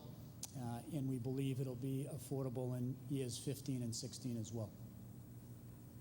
Thank you, sir. Further on the question? Yes, sir. This is a question I've asked previous contracts, but can we have the total percentage increase of the payroll, which is also the total percentage increase of the average person's income? In this case, it's quite close to the 2% because they're all up at the top. But in some other contracts where we talk about the percentage increase in the nominal 2% could be a lot more than 2% because of steps. Yeah, it's an across the board cost of living 2% increase to all schedules that are contained within the bargaining unit. I think as Finance alluded, just about everybody is at somewhat of a senior status. So it's a full end of the contract, 6% increase, together with a change to longevity scale and some other small other tweaks. Generally takes you in a total contract package at the end of the 3 years to around about a 7% thereabout outcome. On an annual basis, the cost is absorbed a little bit by the split application of the 2% in the middle of the fiscal year, so it's not a full 2% impact to any one fiscal year, but just a little bit short of that. Further on the question? Are you ready for the question, ladies and gentlemen? Okay, motion one, it's moved and seconded that Schedule 11 of the compensation plan be amended, revised, and modified in accordance with the recommendations of the Personnel Board as set forth in Appendix A for the Winchester Custodial Union in fiscal year 2014, 15, and 16. All those in favor, please say aye. Aye. Opposed, the ayes have it, motion carries. Motion two, moved and seconded that the town transfer the sum of money of $16,278 from unallocated salary account number 031248 to the DPW Buildings account 0141311 Personal Services to provide for the revision and adjustment to the custodial salaries and wages, consistent with the memorandum of understanding between the town of Winchester and the Winchester Custodial Union dated October 17th. All those in favor of that motion, please say aye. Opposed, the ayes carry and motion carries. Okay, Article 13. Wait 1 second. Article 13, to see if the town will vote to raise and appropriate or transfer from available funds a sum of money to supplement or reduce appropriations in the budget articles. This is a Finance Committee article, and it's moved and seconded by them that this be indefinitely postponed. Did you want to make a comment on that? Nope. Any questions? Oh, wait a minute. Yeah, I'll only make the comment in that there were no funds to be moved and to be reappropriated, so it's a standing article, but we didn't need to invoke it at this time. All those in favor of indefinite postponement, please say aye. Opposed, the ayes have it, and the motion carries. Article 14, to see if the town will vote to appropriate or transfer from available funds to the other post-employment benefits funds. It's moved and seconded that the town vote to appropriate $250,000 from free cash to other post-employment benefits liability trust fund established under Massachusetts General Law, Chapter 32B, Section 20, in order to offset the anticipated cost of health care for retired employees and the eligible surviving spouse or dependents of deceased employees. Chair recognizes Doug Pagan. Thank you, Mr. Moderator. Tonight I'm going to speak about other post-employment benefits, or OPEB, and the town's associated liability and the components of that liability. Other post-employment benefits are primarily driven by health insurance premiums for retirees, some of which are on Medicare, and others, being too young, are on the town's Blue Cross Blue Shield plans. The liability is a very real one, just like a debt obligation, only more difficult to quantify due to its reliance on actuarial assumptions. In that way, the OPEB liability is very similar to that of a pension. In 2004, the Governmental Accounting Standards Board, GASB, issued Statement 45 to quantify these hidden OPEB costs. This enabled municipalities to be aware of the size of the obligation, as well as to foster intergenerational taxpayer equity.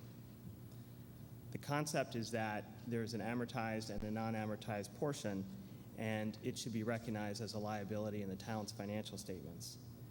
In 2015, we expect GASB to have a new ruling which will actually put this as a liability in the balance sheet and affect our net assets.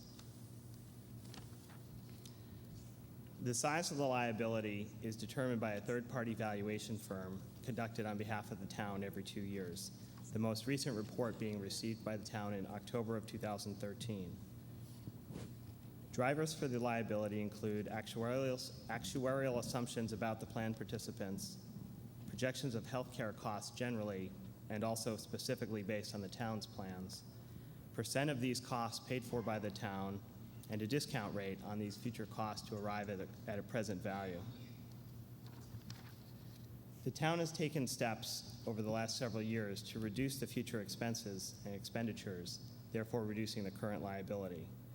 The town has made recent modifications to its health insurance plans that lower premium costs, as well as to change the retiree copay to 50%, beginning in fiscal 15. Additionally, factors external to the town have led to lower projected healthcare costs nationwide. Additionally, town meeting over the last several years has embraced the recommendations to move towards full funding and has begun to build the OPEB trust fund.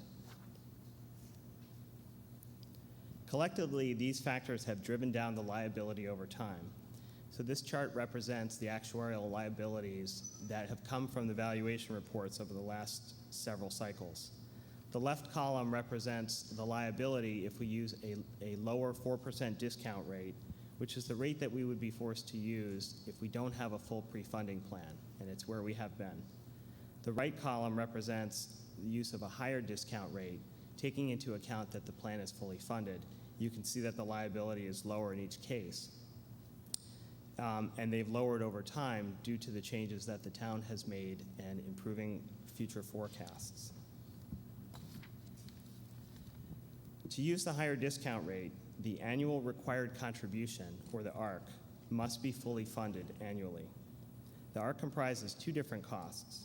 The normal cost, which represent the future expenses or expenditures for current employees, as well as an amortization of the yet unfunded portion of the liability. In other words, the prior year's normal costs that we hadn't yet paid for. The ARC is the amount required to pay down each of these costs over a 30-year amortization schedule, again, similar to a pension obligation. Let's skip this. This table makes for a busy slide, but I wanted to highlight just a few numbers and generally the trend. So if I define the components of this table, the left column is the ARC that I just talked about, and you can see it's declined over time as a reflection of the changes to future expenditures. Column B here, the PAYGO healthcare, represents what the town expends on an annual basis directly for retiree healthcare premiums. You can see it's come down over time and it's projected to decrease beginning markedly in 2015 due to the changes in reimbursement or copay.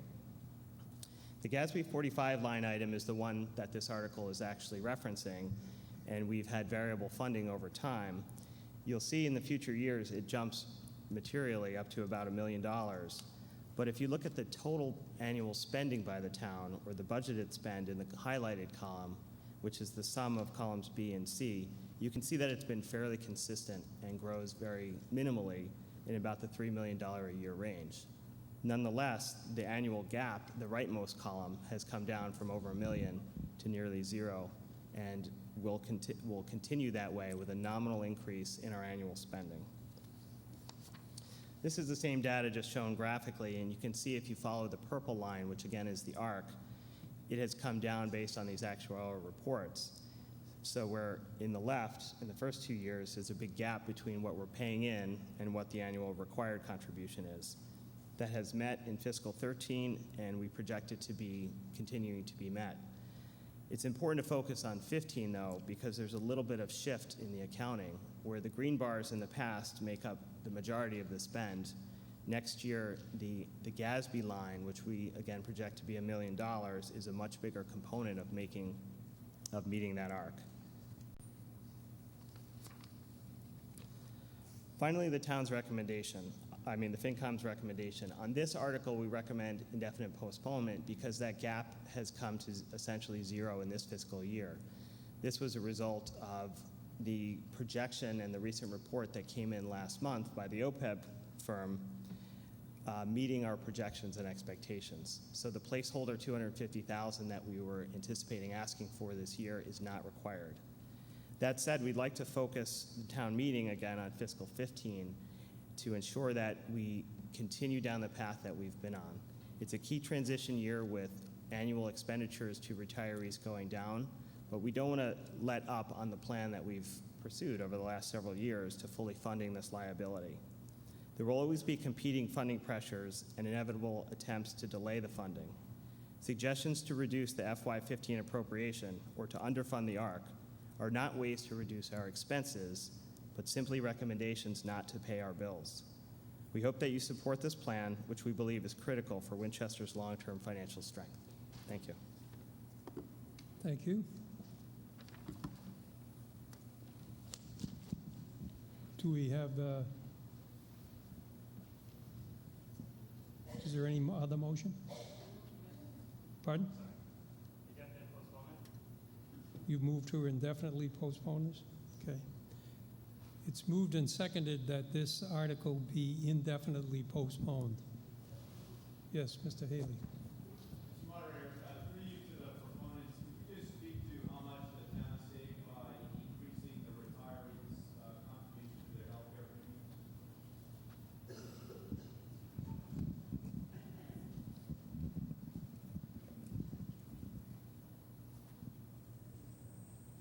You want to hand that one off?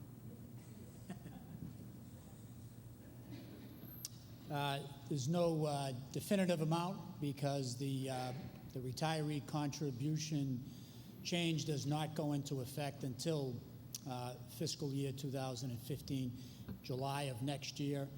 We won't know what those premium rates are until we get a little bit further in or closer to the beginning of that fiscal year, and we'll get our quotations from Harvard Community as to what the cost of insurance, including the incremental costs for retirees within 2015. But generally, if it were based on this year, it would probably be somewhere around an $800,000 savings. Mr. Haley, on a follow-up. Through you to Mr. Howard, a follow-up question. The $800,000 is over what period of time? Again, it's not a constant number. It becomes a fluctuating target because the group of members changes. So there's always fluctuation within the membership of that particular segment of the insurance pool.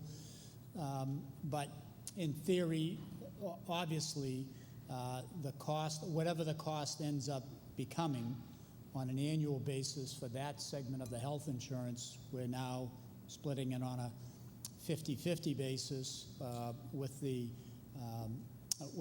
retirees in this particular case, not employees, instead of the myriad of splits that were in existence before the change was made and will go into effect in July.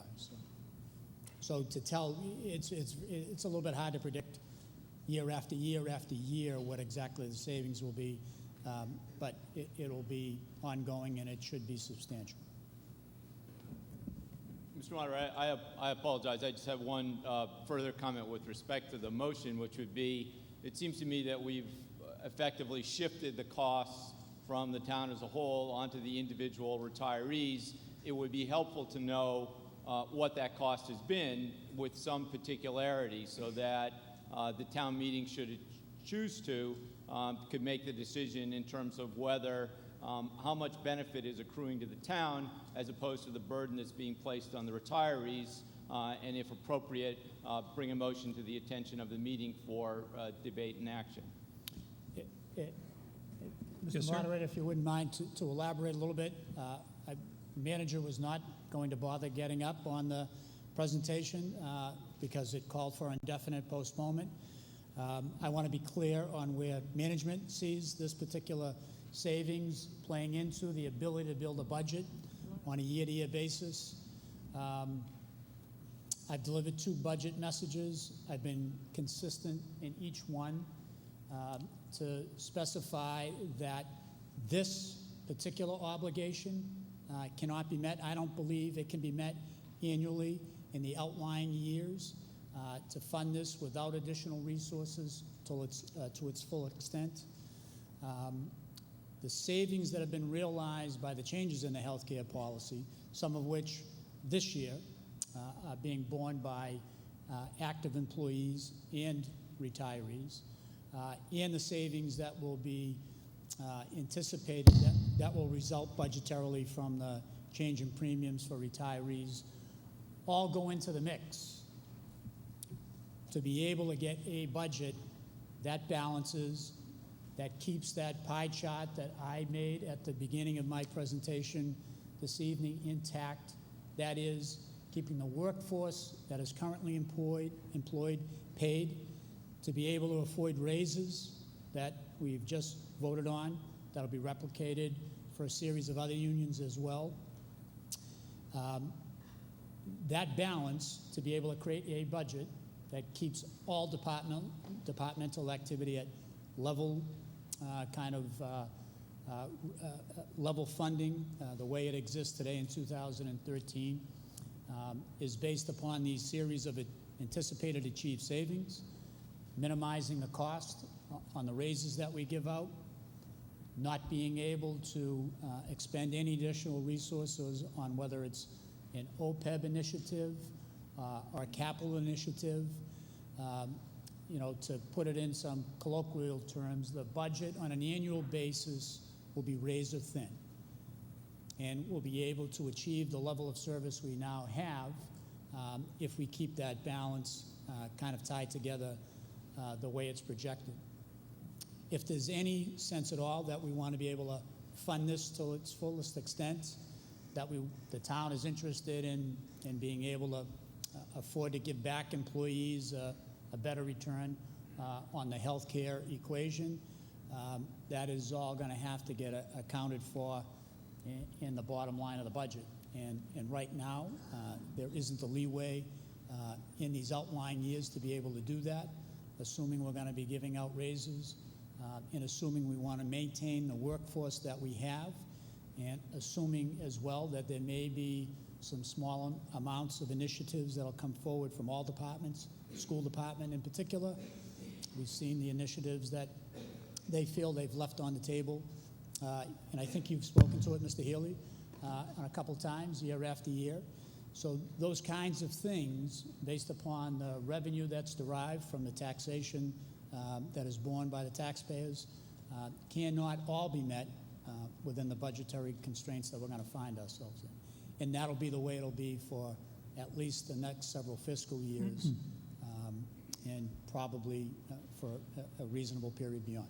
Until there is new revenue that comes in to support an operating budget beyond which what comes in now, we're going to be having these same discussions every budgetary year, depending upon what departmental activity is proposed, what kinds of other initiatives sought by various committees.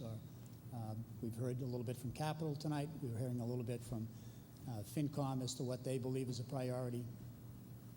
All the priorities that everybody has can't be met in the restraints that we have before us. So. Are you ready for the question, ladies and gentlemen? Sorry for the okay.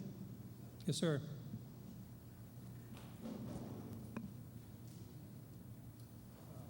Peter Scheimitz, Precinct 5. and for those who served with me on the FinCom, they're going to be a little surprised at this remark, but why are we not just putting the $250,000 into the account? It's just as good a place to hold free cash. It can always be taken out to pay for health care in the future, but it also lowers the amount we're going to have to pull in a couple of fiscal years, so it seems like as good a place as any. And it also gets us some benefits because we can count, we can change that $250,000 from being a 4% to an 8% on how we're judging our position in the, what do you call it, in the unfunded mandate. Well, I think that's a Finance Committee's question. Yeah, Peter, in order to get the 8%, what we need is really to meet the ARC on an annual basis, which we feel we've done this year and will continue to do next year. You're right that money moved into that trust fund is more tightly controlled than money in free cash. However, the objective that we laid out together with the GASB committee and working with the selectmen really was to meet that ARC and lower the liability, not necessarily shift reserve funds from one to a more tightly controlled one. That's something that we can develop over time, but we didn't feel that was a necessary recommendation at present. Yes, sir. The blue shirt. That's you. Yeah.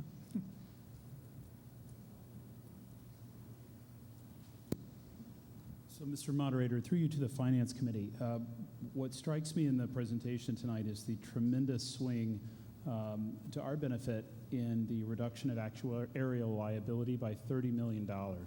And as previous chairs of the Finance Committee have been clear to town meeting, it's that unfunded liability that has driven their recommendations to make payments towards GASB 45. So my question through you to the Finance Committee would be, knowing how hard the committee scrubs a number of, let's say, budget proposals from boards and commissions in town on a regular basis, has the Finance Committee sort of studied in detail the many assumptions from Sherman, from this consultant, that actually arrive at that number? And is the committee comfortable enough with the methodology and the assumptions to the point that if another firm, ABC Actuarial, had been hired, does the Finance Committee feel that this $60 million number is still very much sort of in the same range? Thank you.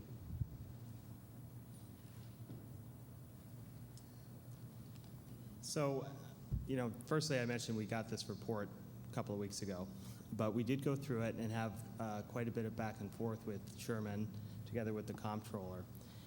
The methodology is consistent with the last three reports.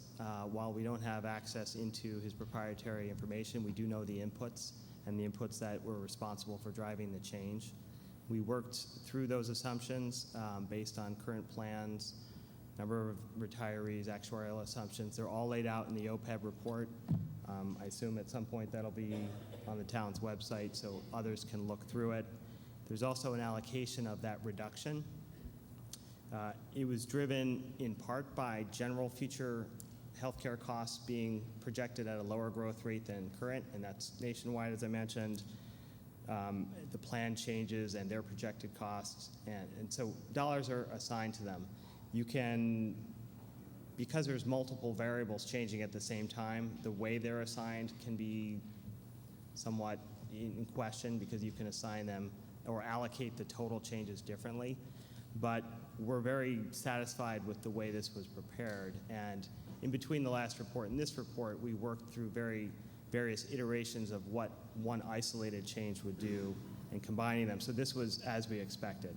I couldn't say if another firm generated it, if it'd be a different number. I would imagine it shouldn't be very different because we do have some pretty good visibility into the inputs at least. Thank you. You ready for the vote? Okay, the question comes. I'm sorry, I can't see.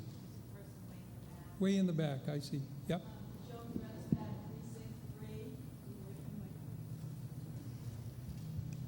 Joan Grensback, Precinct 3. I'd like to know from the Finance Committee where the $800,000 that they have saved this year on raising the health insurance. Could you hold just a second? We can't hear you. This is Bill McCaldiff's train. Oh. Okay. Joan Grensback, Precinct 3. This year, the town has saved $800,000 by changing the configuration of the health care costs for retirees and active employees. I would like to know from the Finance Committee where the town is going and what they plan to do with the $800,000 they're saving this year. Okay, do you understand the question? Okay.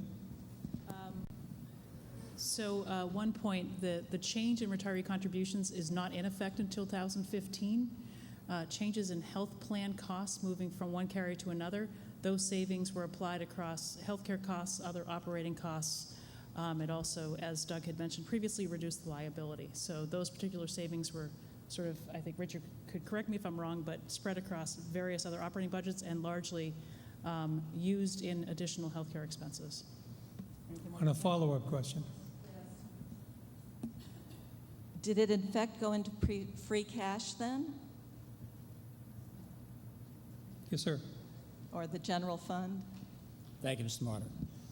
The savings that were derived from the plan design changes that were implemented this year for active employees and for retirees. Savings is probably an inappropriate way of titling it. All it means is that our health care cost grew at a slower rate than anticipated. But as part of that process, the projected savings that resulted in the lower incremental cost of health care, 25% of it, or about $195,000, was set aside for employee mitigation. So 25% of it goes to the benefit of both the employees and the retirees, and they'll get their higher health care costs reimbursed to them under that plan. The other, cost avoidance is a better way to say it rather than savings, goes into the overall budget mix. So it allows the town to be able to get to a bottom line where, as I've mentioned before, we keep the employees in place that are here. We're able to pay for the benefits that are on all other departmental line items, and in the end results in the fiscal picture that you see in the paperwork that was handed out by the Board of Selectmen in anticipation of the meeting tonight and on Monday. So the savings or cost avoidance makes up our ability to be able to get to a bottom line, minus the $195,000 that is set aside exclusively for employee mitigation and retiree mitigation. And I should add, and I hope the point is clear, the change in the premium does not go into effect until next fiscal year. There's no cost avoidance or savings as a result of that anticipated change. An additional approximately $55,000 a year for 3 years has been obligated by the board to subsidize the mitigation, the cost of that change on retirees exclusively, not employees. Okay, the one speaker. Go ahead, sir.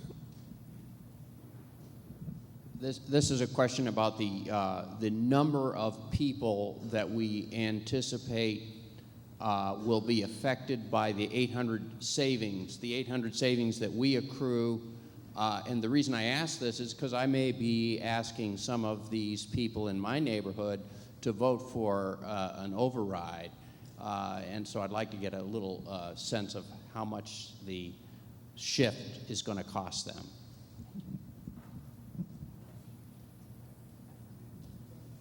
He's talking about, I think what he said is that he's interested in if you could identify the amount of money that these people are having their insurance go up.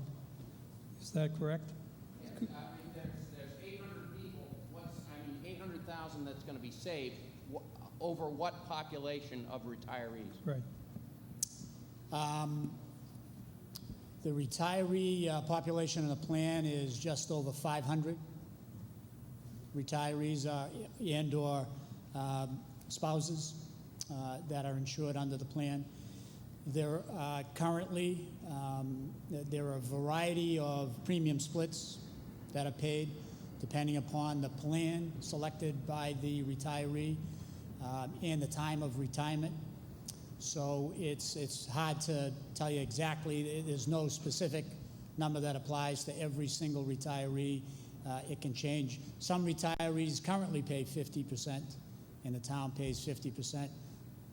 Some it's a 65-35 split. Some it's higher and higher until you get to a highest equation split is 90% town, 10% retiree.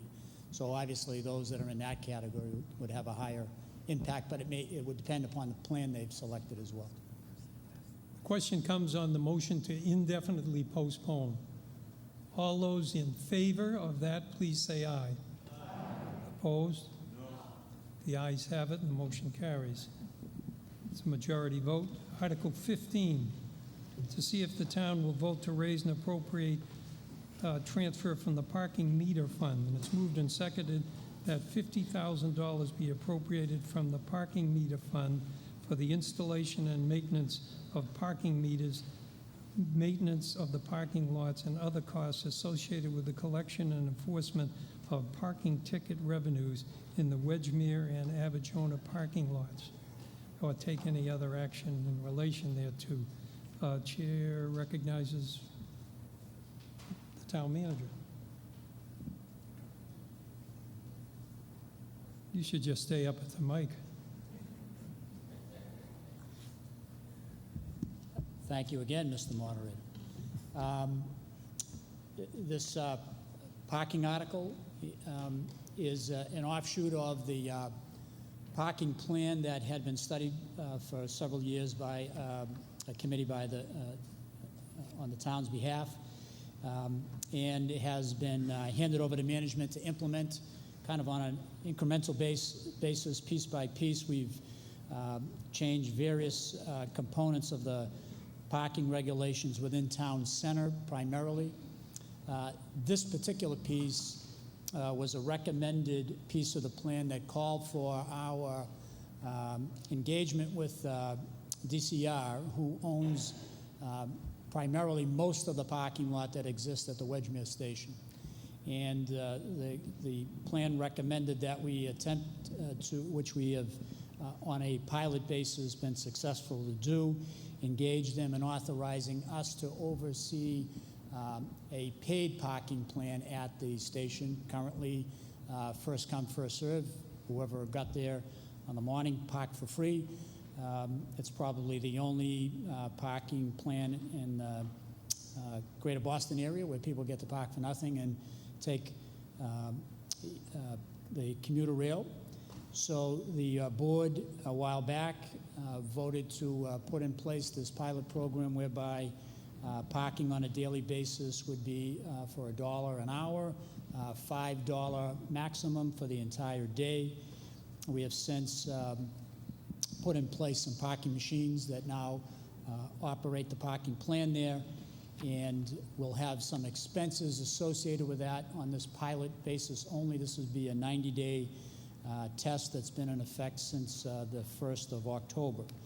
So this will allow us to be able to pick up the cost, the early cost associated with that plan. We'll get entirely reimbursed for all of the cost.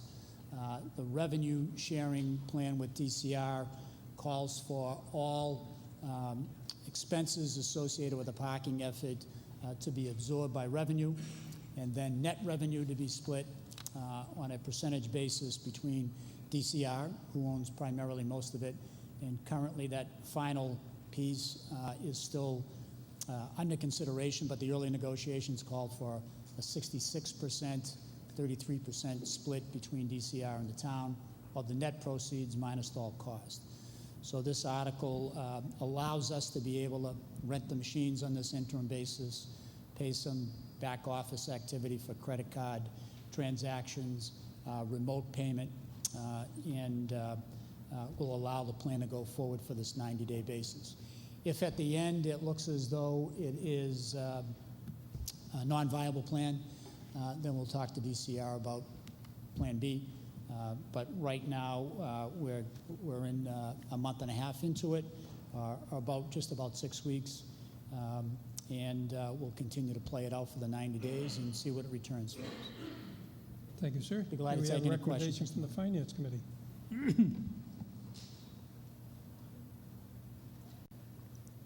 Finance Committee recommends favorable action on establishing the parking meter fund. As Richard mentioned, it's a pilot. They'll revisit it within 90 days. But in the meantime, the parking meter fund needs to be established in order to receive revenues.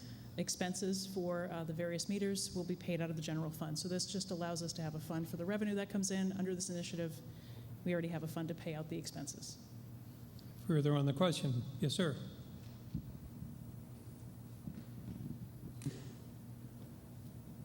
Mr. Moderator, to, I guess, the town manager. So, let's say it's successful. What's the end game here? What are we doing? We're putting meters in, we get revenues, we establish a revenue fund for the parking meter fund. And let's say it goes like gangbusters. What are we doing with this money? What's the benefit of the town if this whole pilot program is successful? Well, part of the benefit to the parking fund to begin with is it, on a budgetary basis annually, supports police department operations. About $70,000 is taken out of the fund and shifted over to support departmental personnel for the oversight of parking activity in and around the entire town, but primarily town center as well. But I think I would anticipate that if it provided a stable source of income on an annual basis, we would probably offset police department activity, probably some engineering and DPW activity as well for oversight of these parking lot areas. There's probably the need for some improvements in some areas, hot top, machinery, whatever it is, lighting. So I think the enhanced revenue would go to support those kinds of efforts. Further on the question, gentleman right there.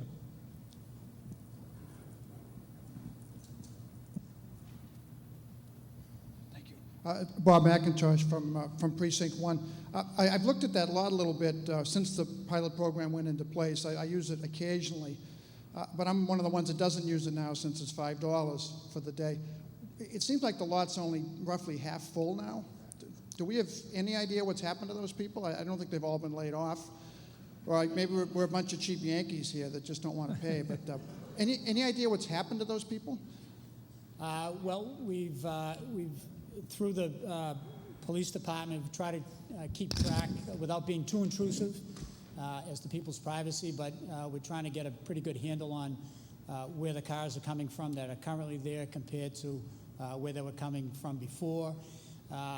Loose analysis previously told us that about half the lot, when it was full every day, when it was for no cost, about half the lot was filled from out of town, non-Winchester residents. The other half was about Winchester residents.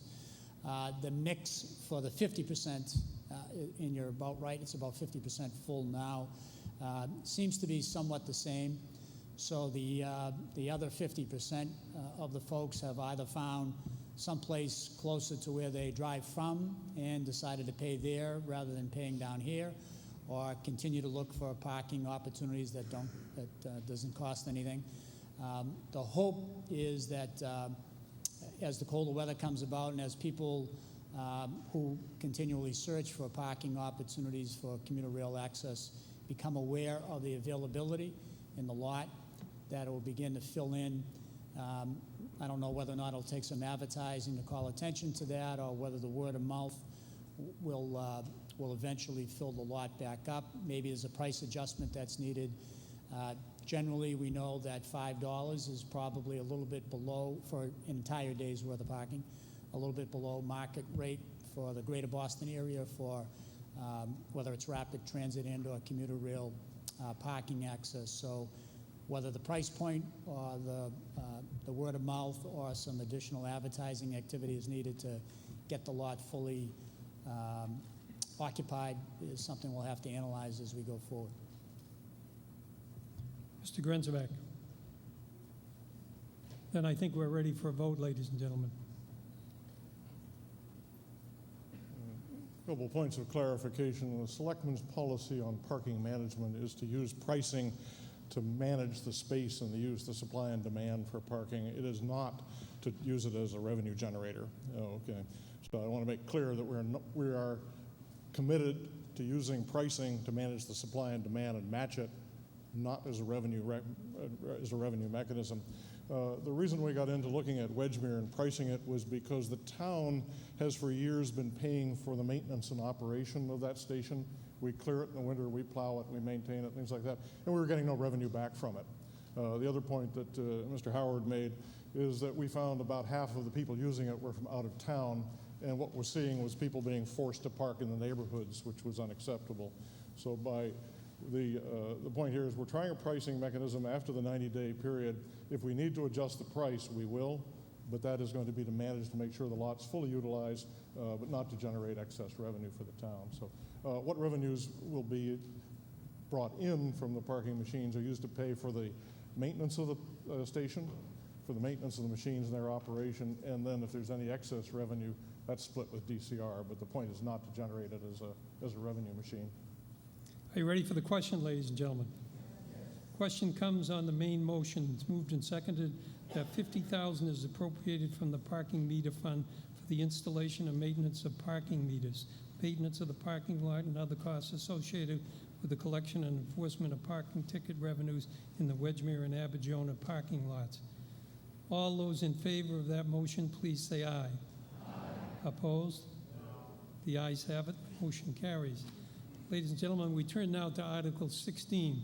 And the good news is I am going to estimate that it will take less than 5 minutes to conclude this article. There's two motions, both of them submitted by Drew Bottaro, and he has told me that he only wants to speak for a minute and a half on motion one. Mr. Bottaro.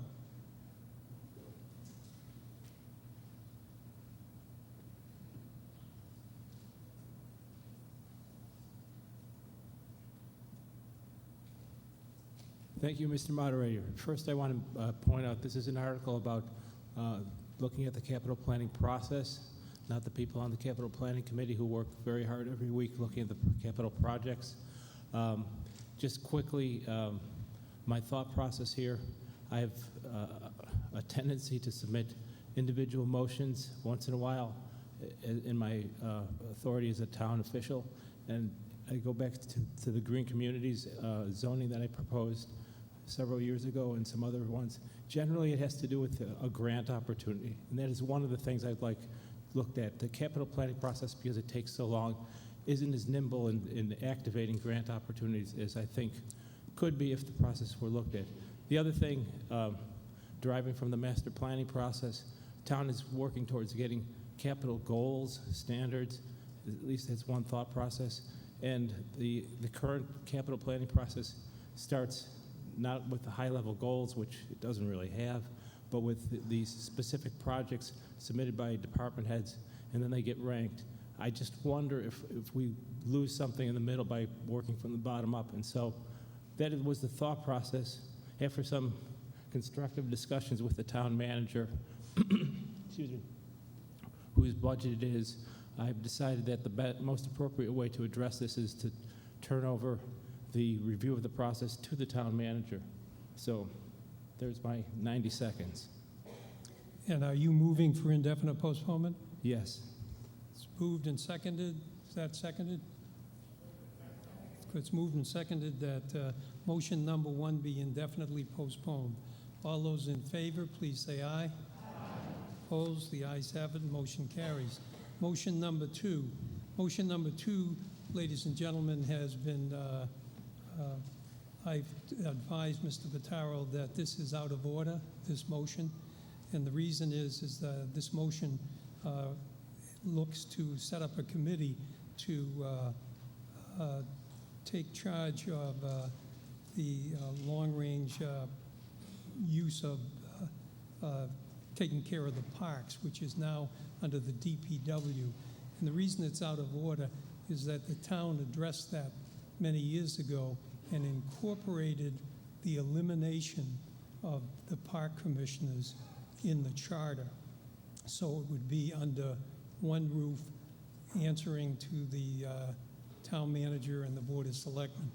And this article doesn't properly warn the residents that we might be changing the charter, so it's out of order. So and he understands that and was told a while ago. So having said that, that takes us to the next article, which is Article 17, and to see if the town will vote to take appropriate action to comply with the provisions of 21C, known as 2.5 tax limitation. And there's no motion on this, so the time has come, and it's moved and seconded that the town meeting be dissolved. All those in favor, please say aye. Aye. Opposed? The ayes have it. Thank you very much, ladies and gentlemen.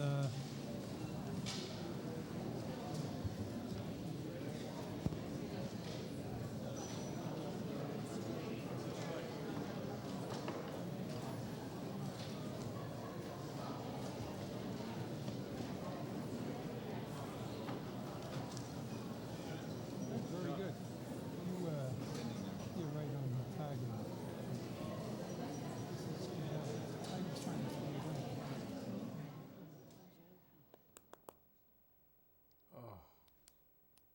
Good evening once again, ladies and gentlemen. As you're just watching, the fall town meeting has wrapped up in one session. So let's recap what happened tonight. As is traditional with spring and fall town meetings, they are opened with Article 1, which is reports of the various town boards and committees.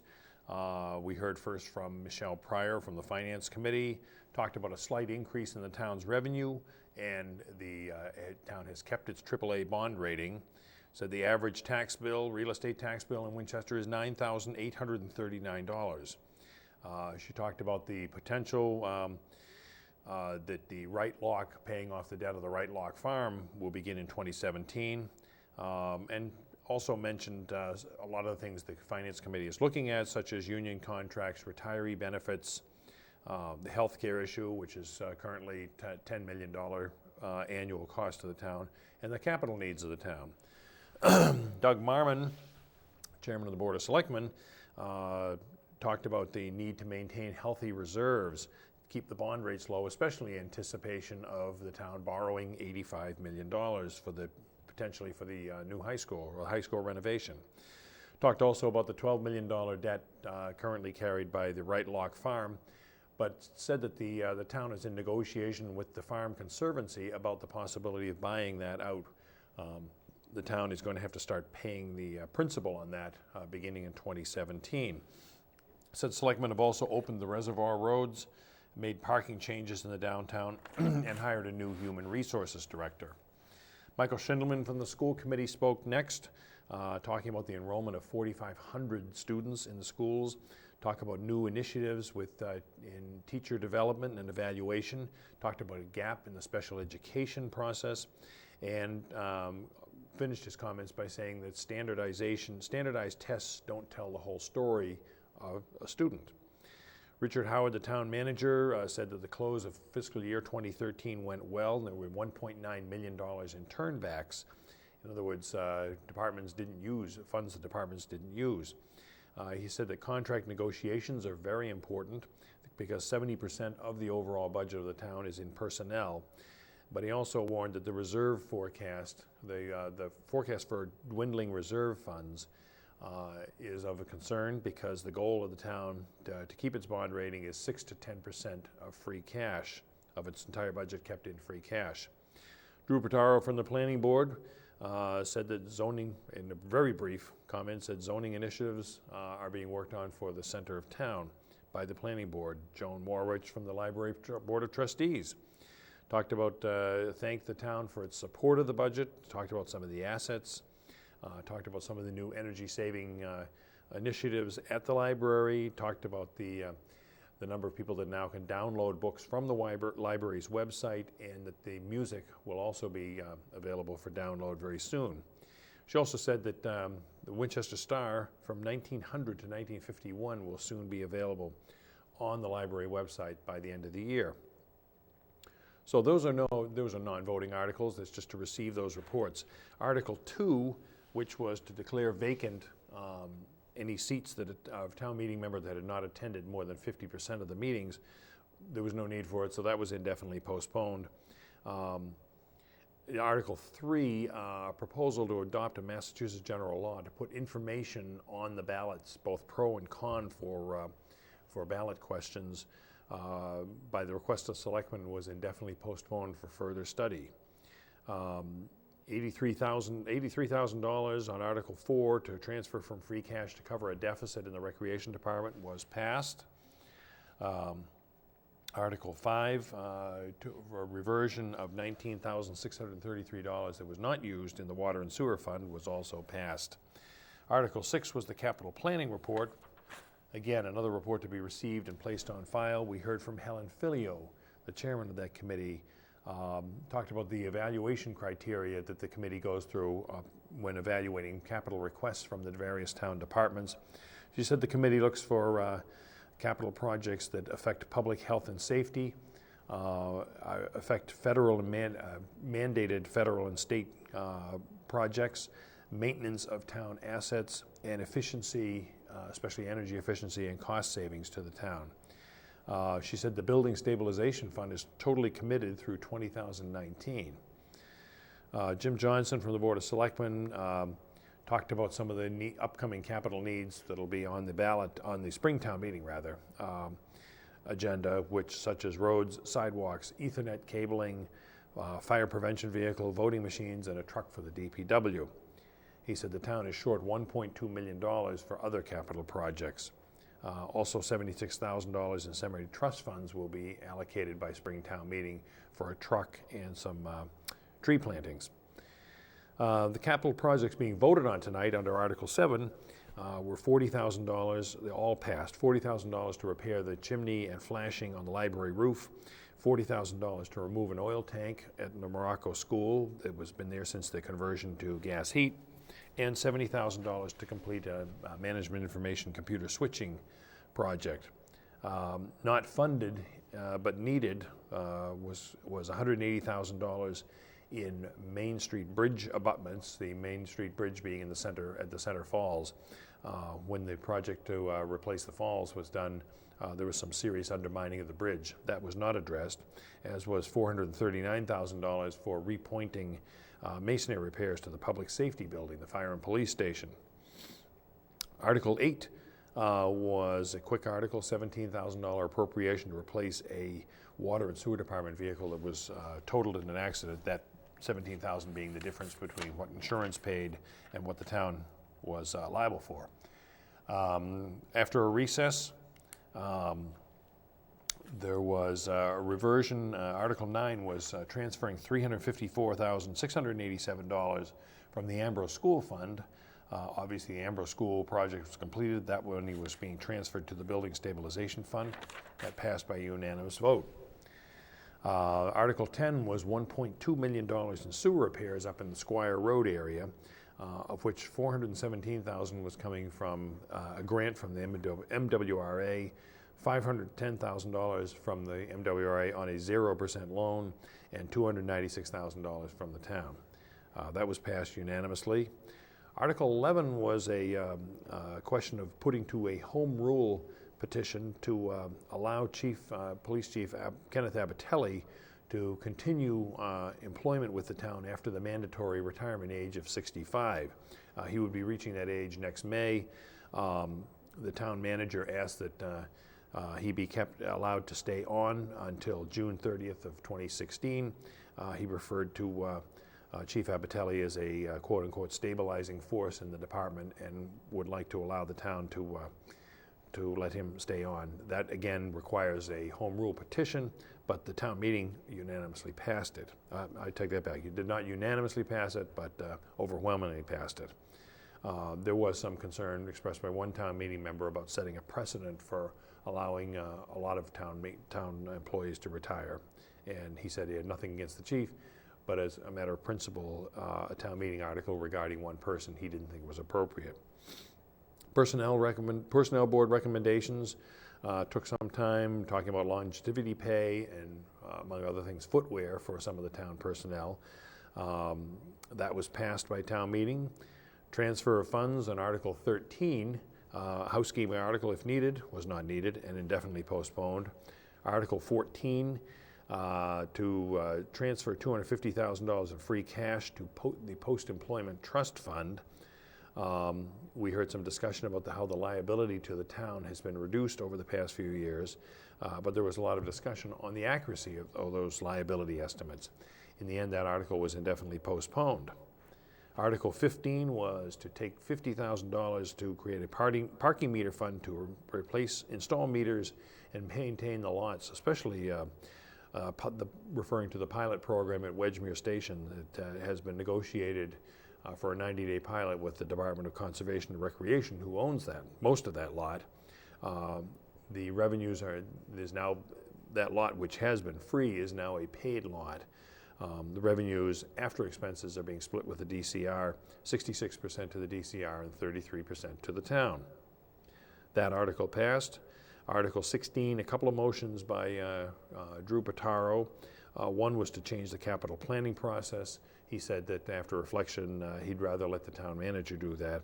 The second article, to set up a parks commission in town, was ruled out of order by the town moderator, by Mr. Sullivan, as the town was not properly warned, the town meeting and the town was not properly warned of a potential change in the town charter, which would establish, as the town charter abolished the Parks Commission some years ago.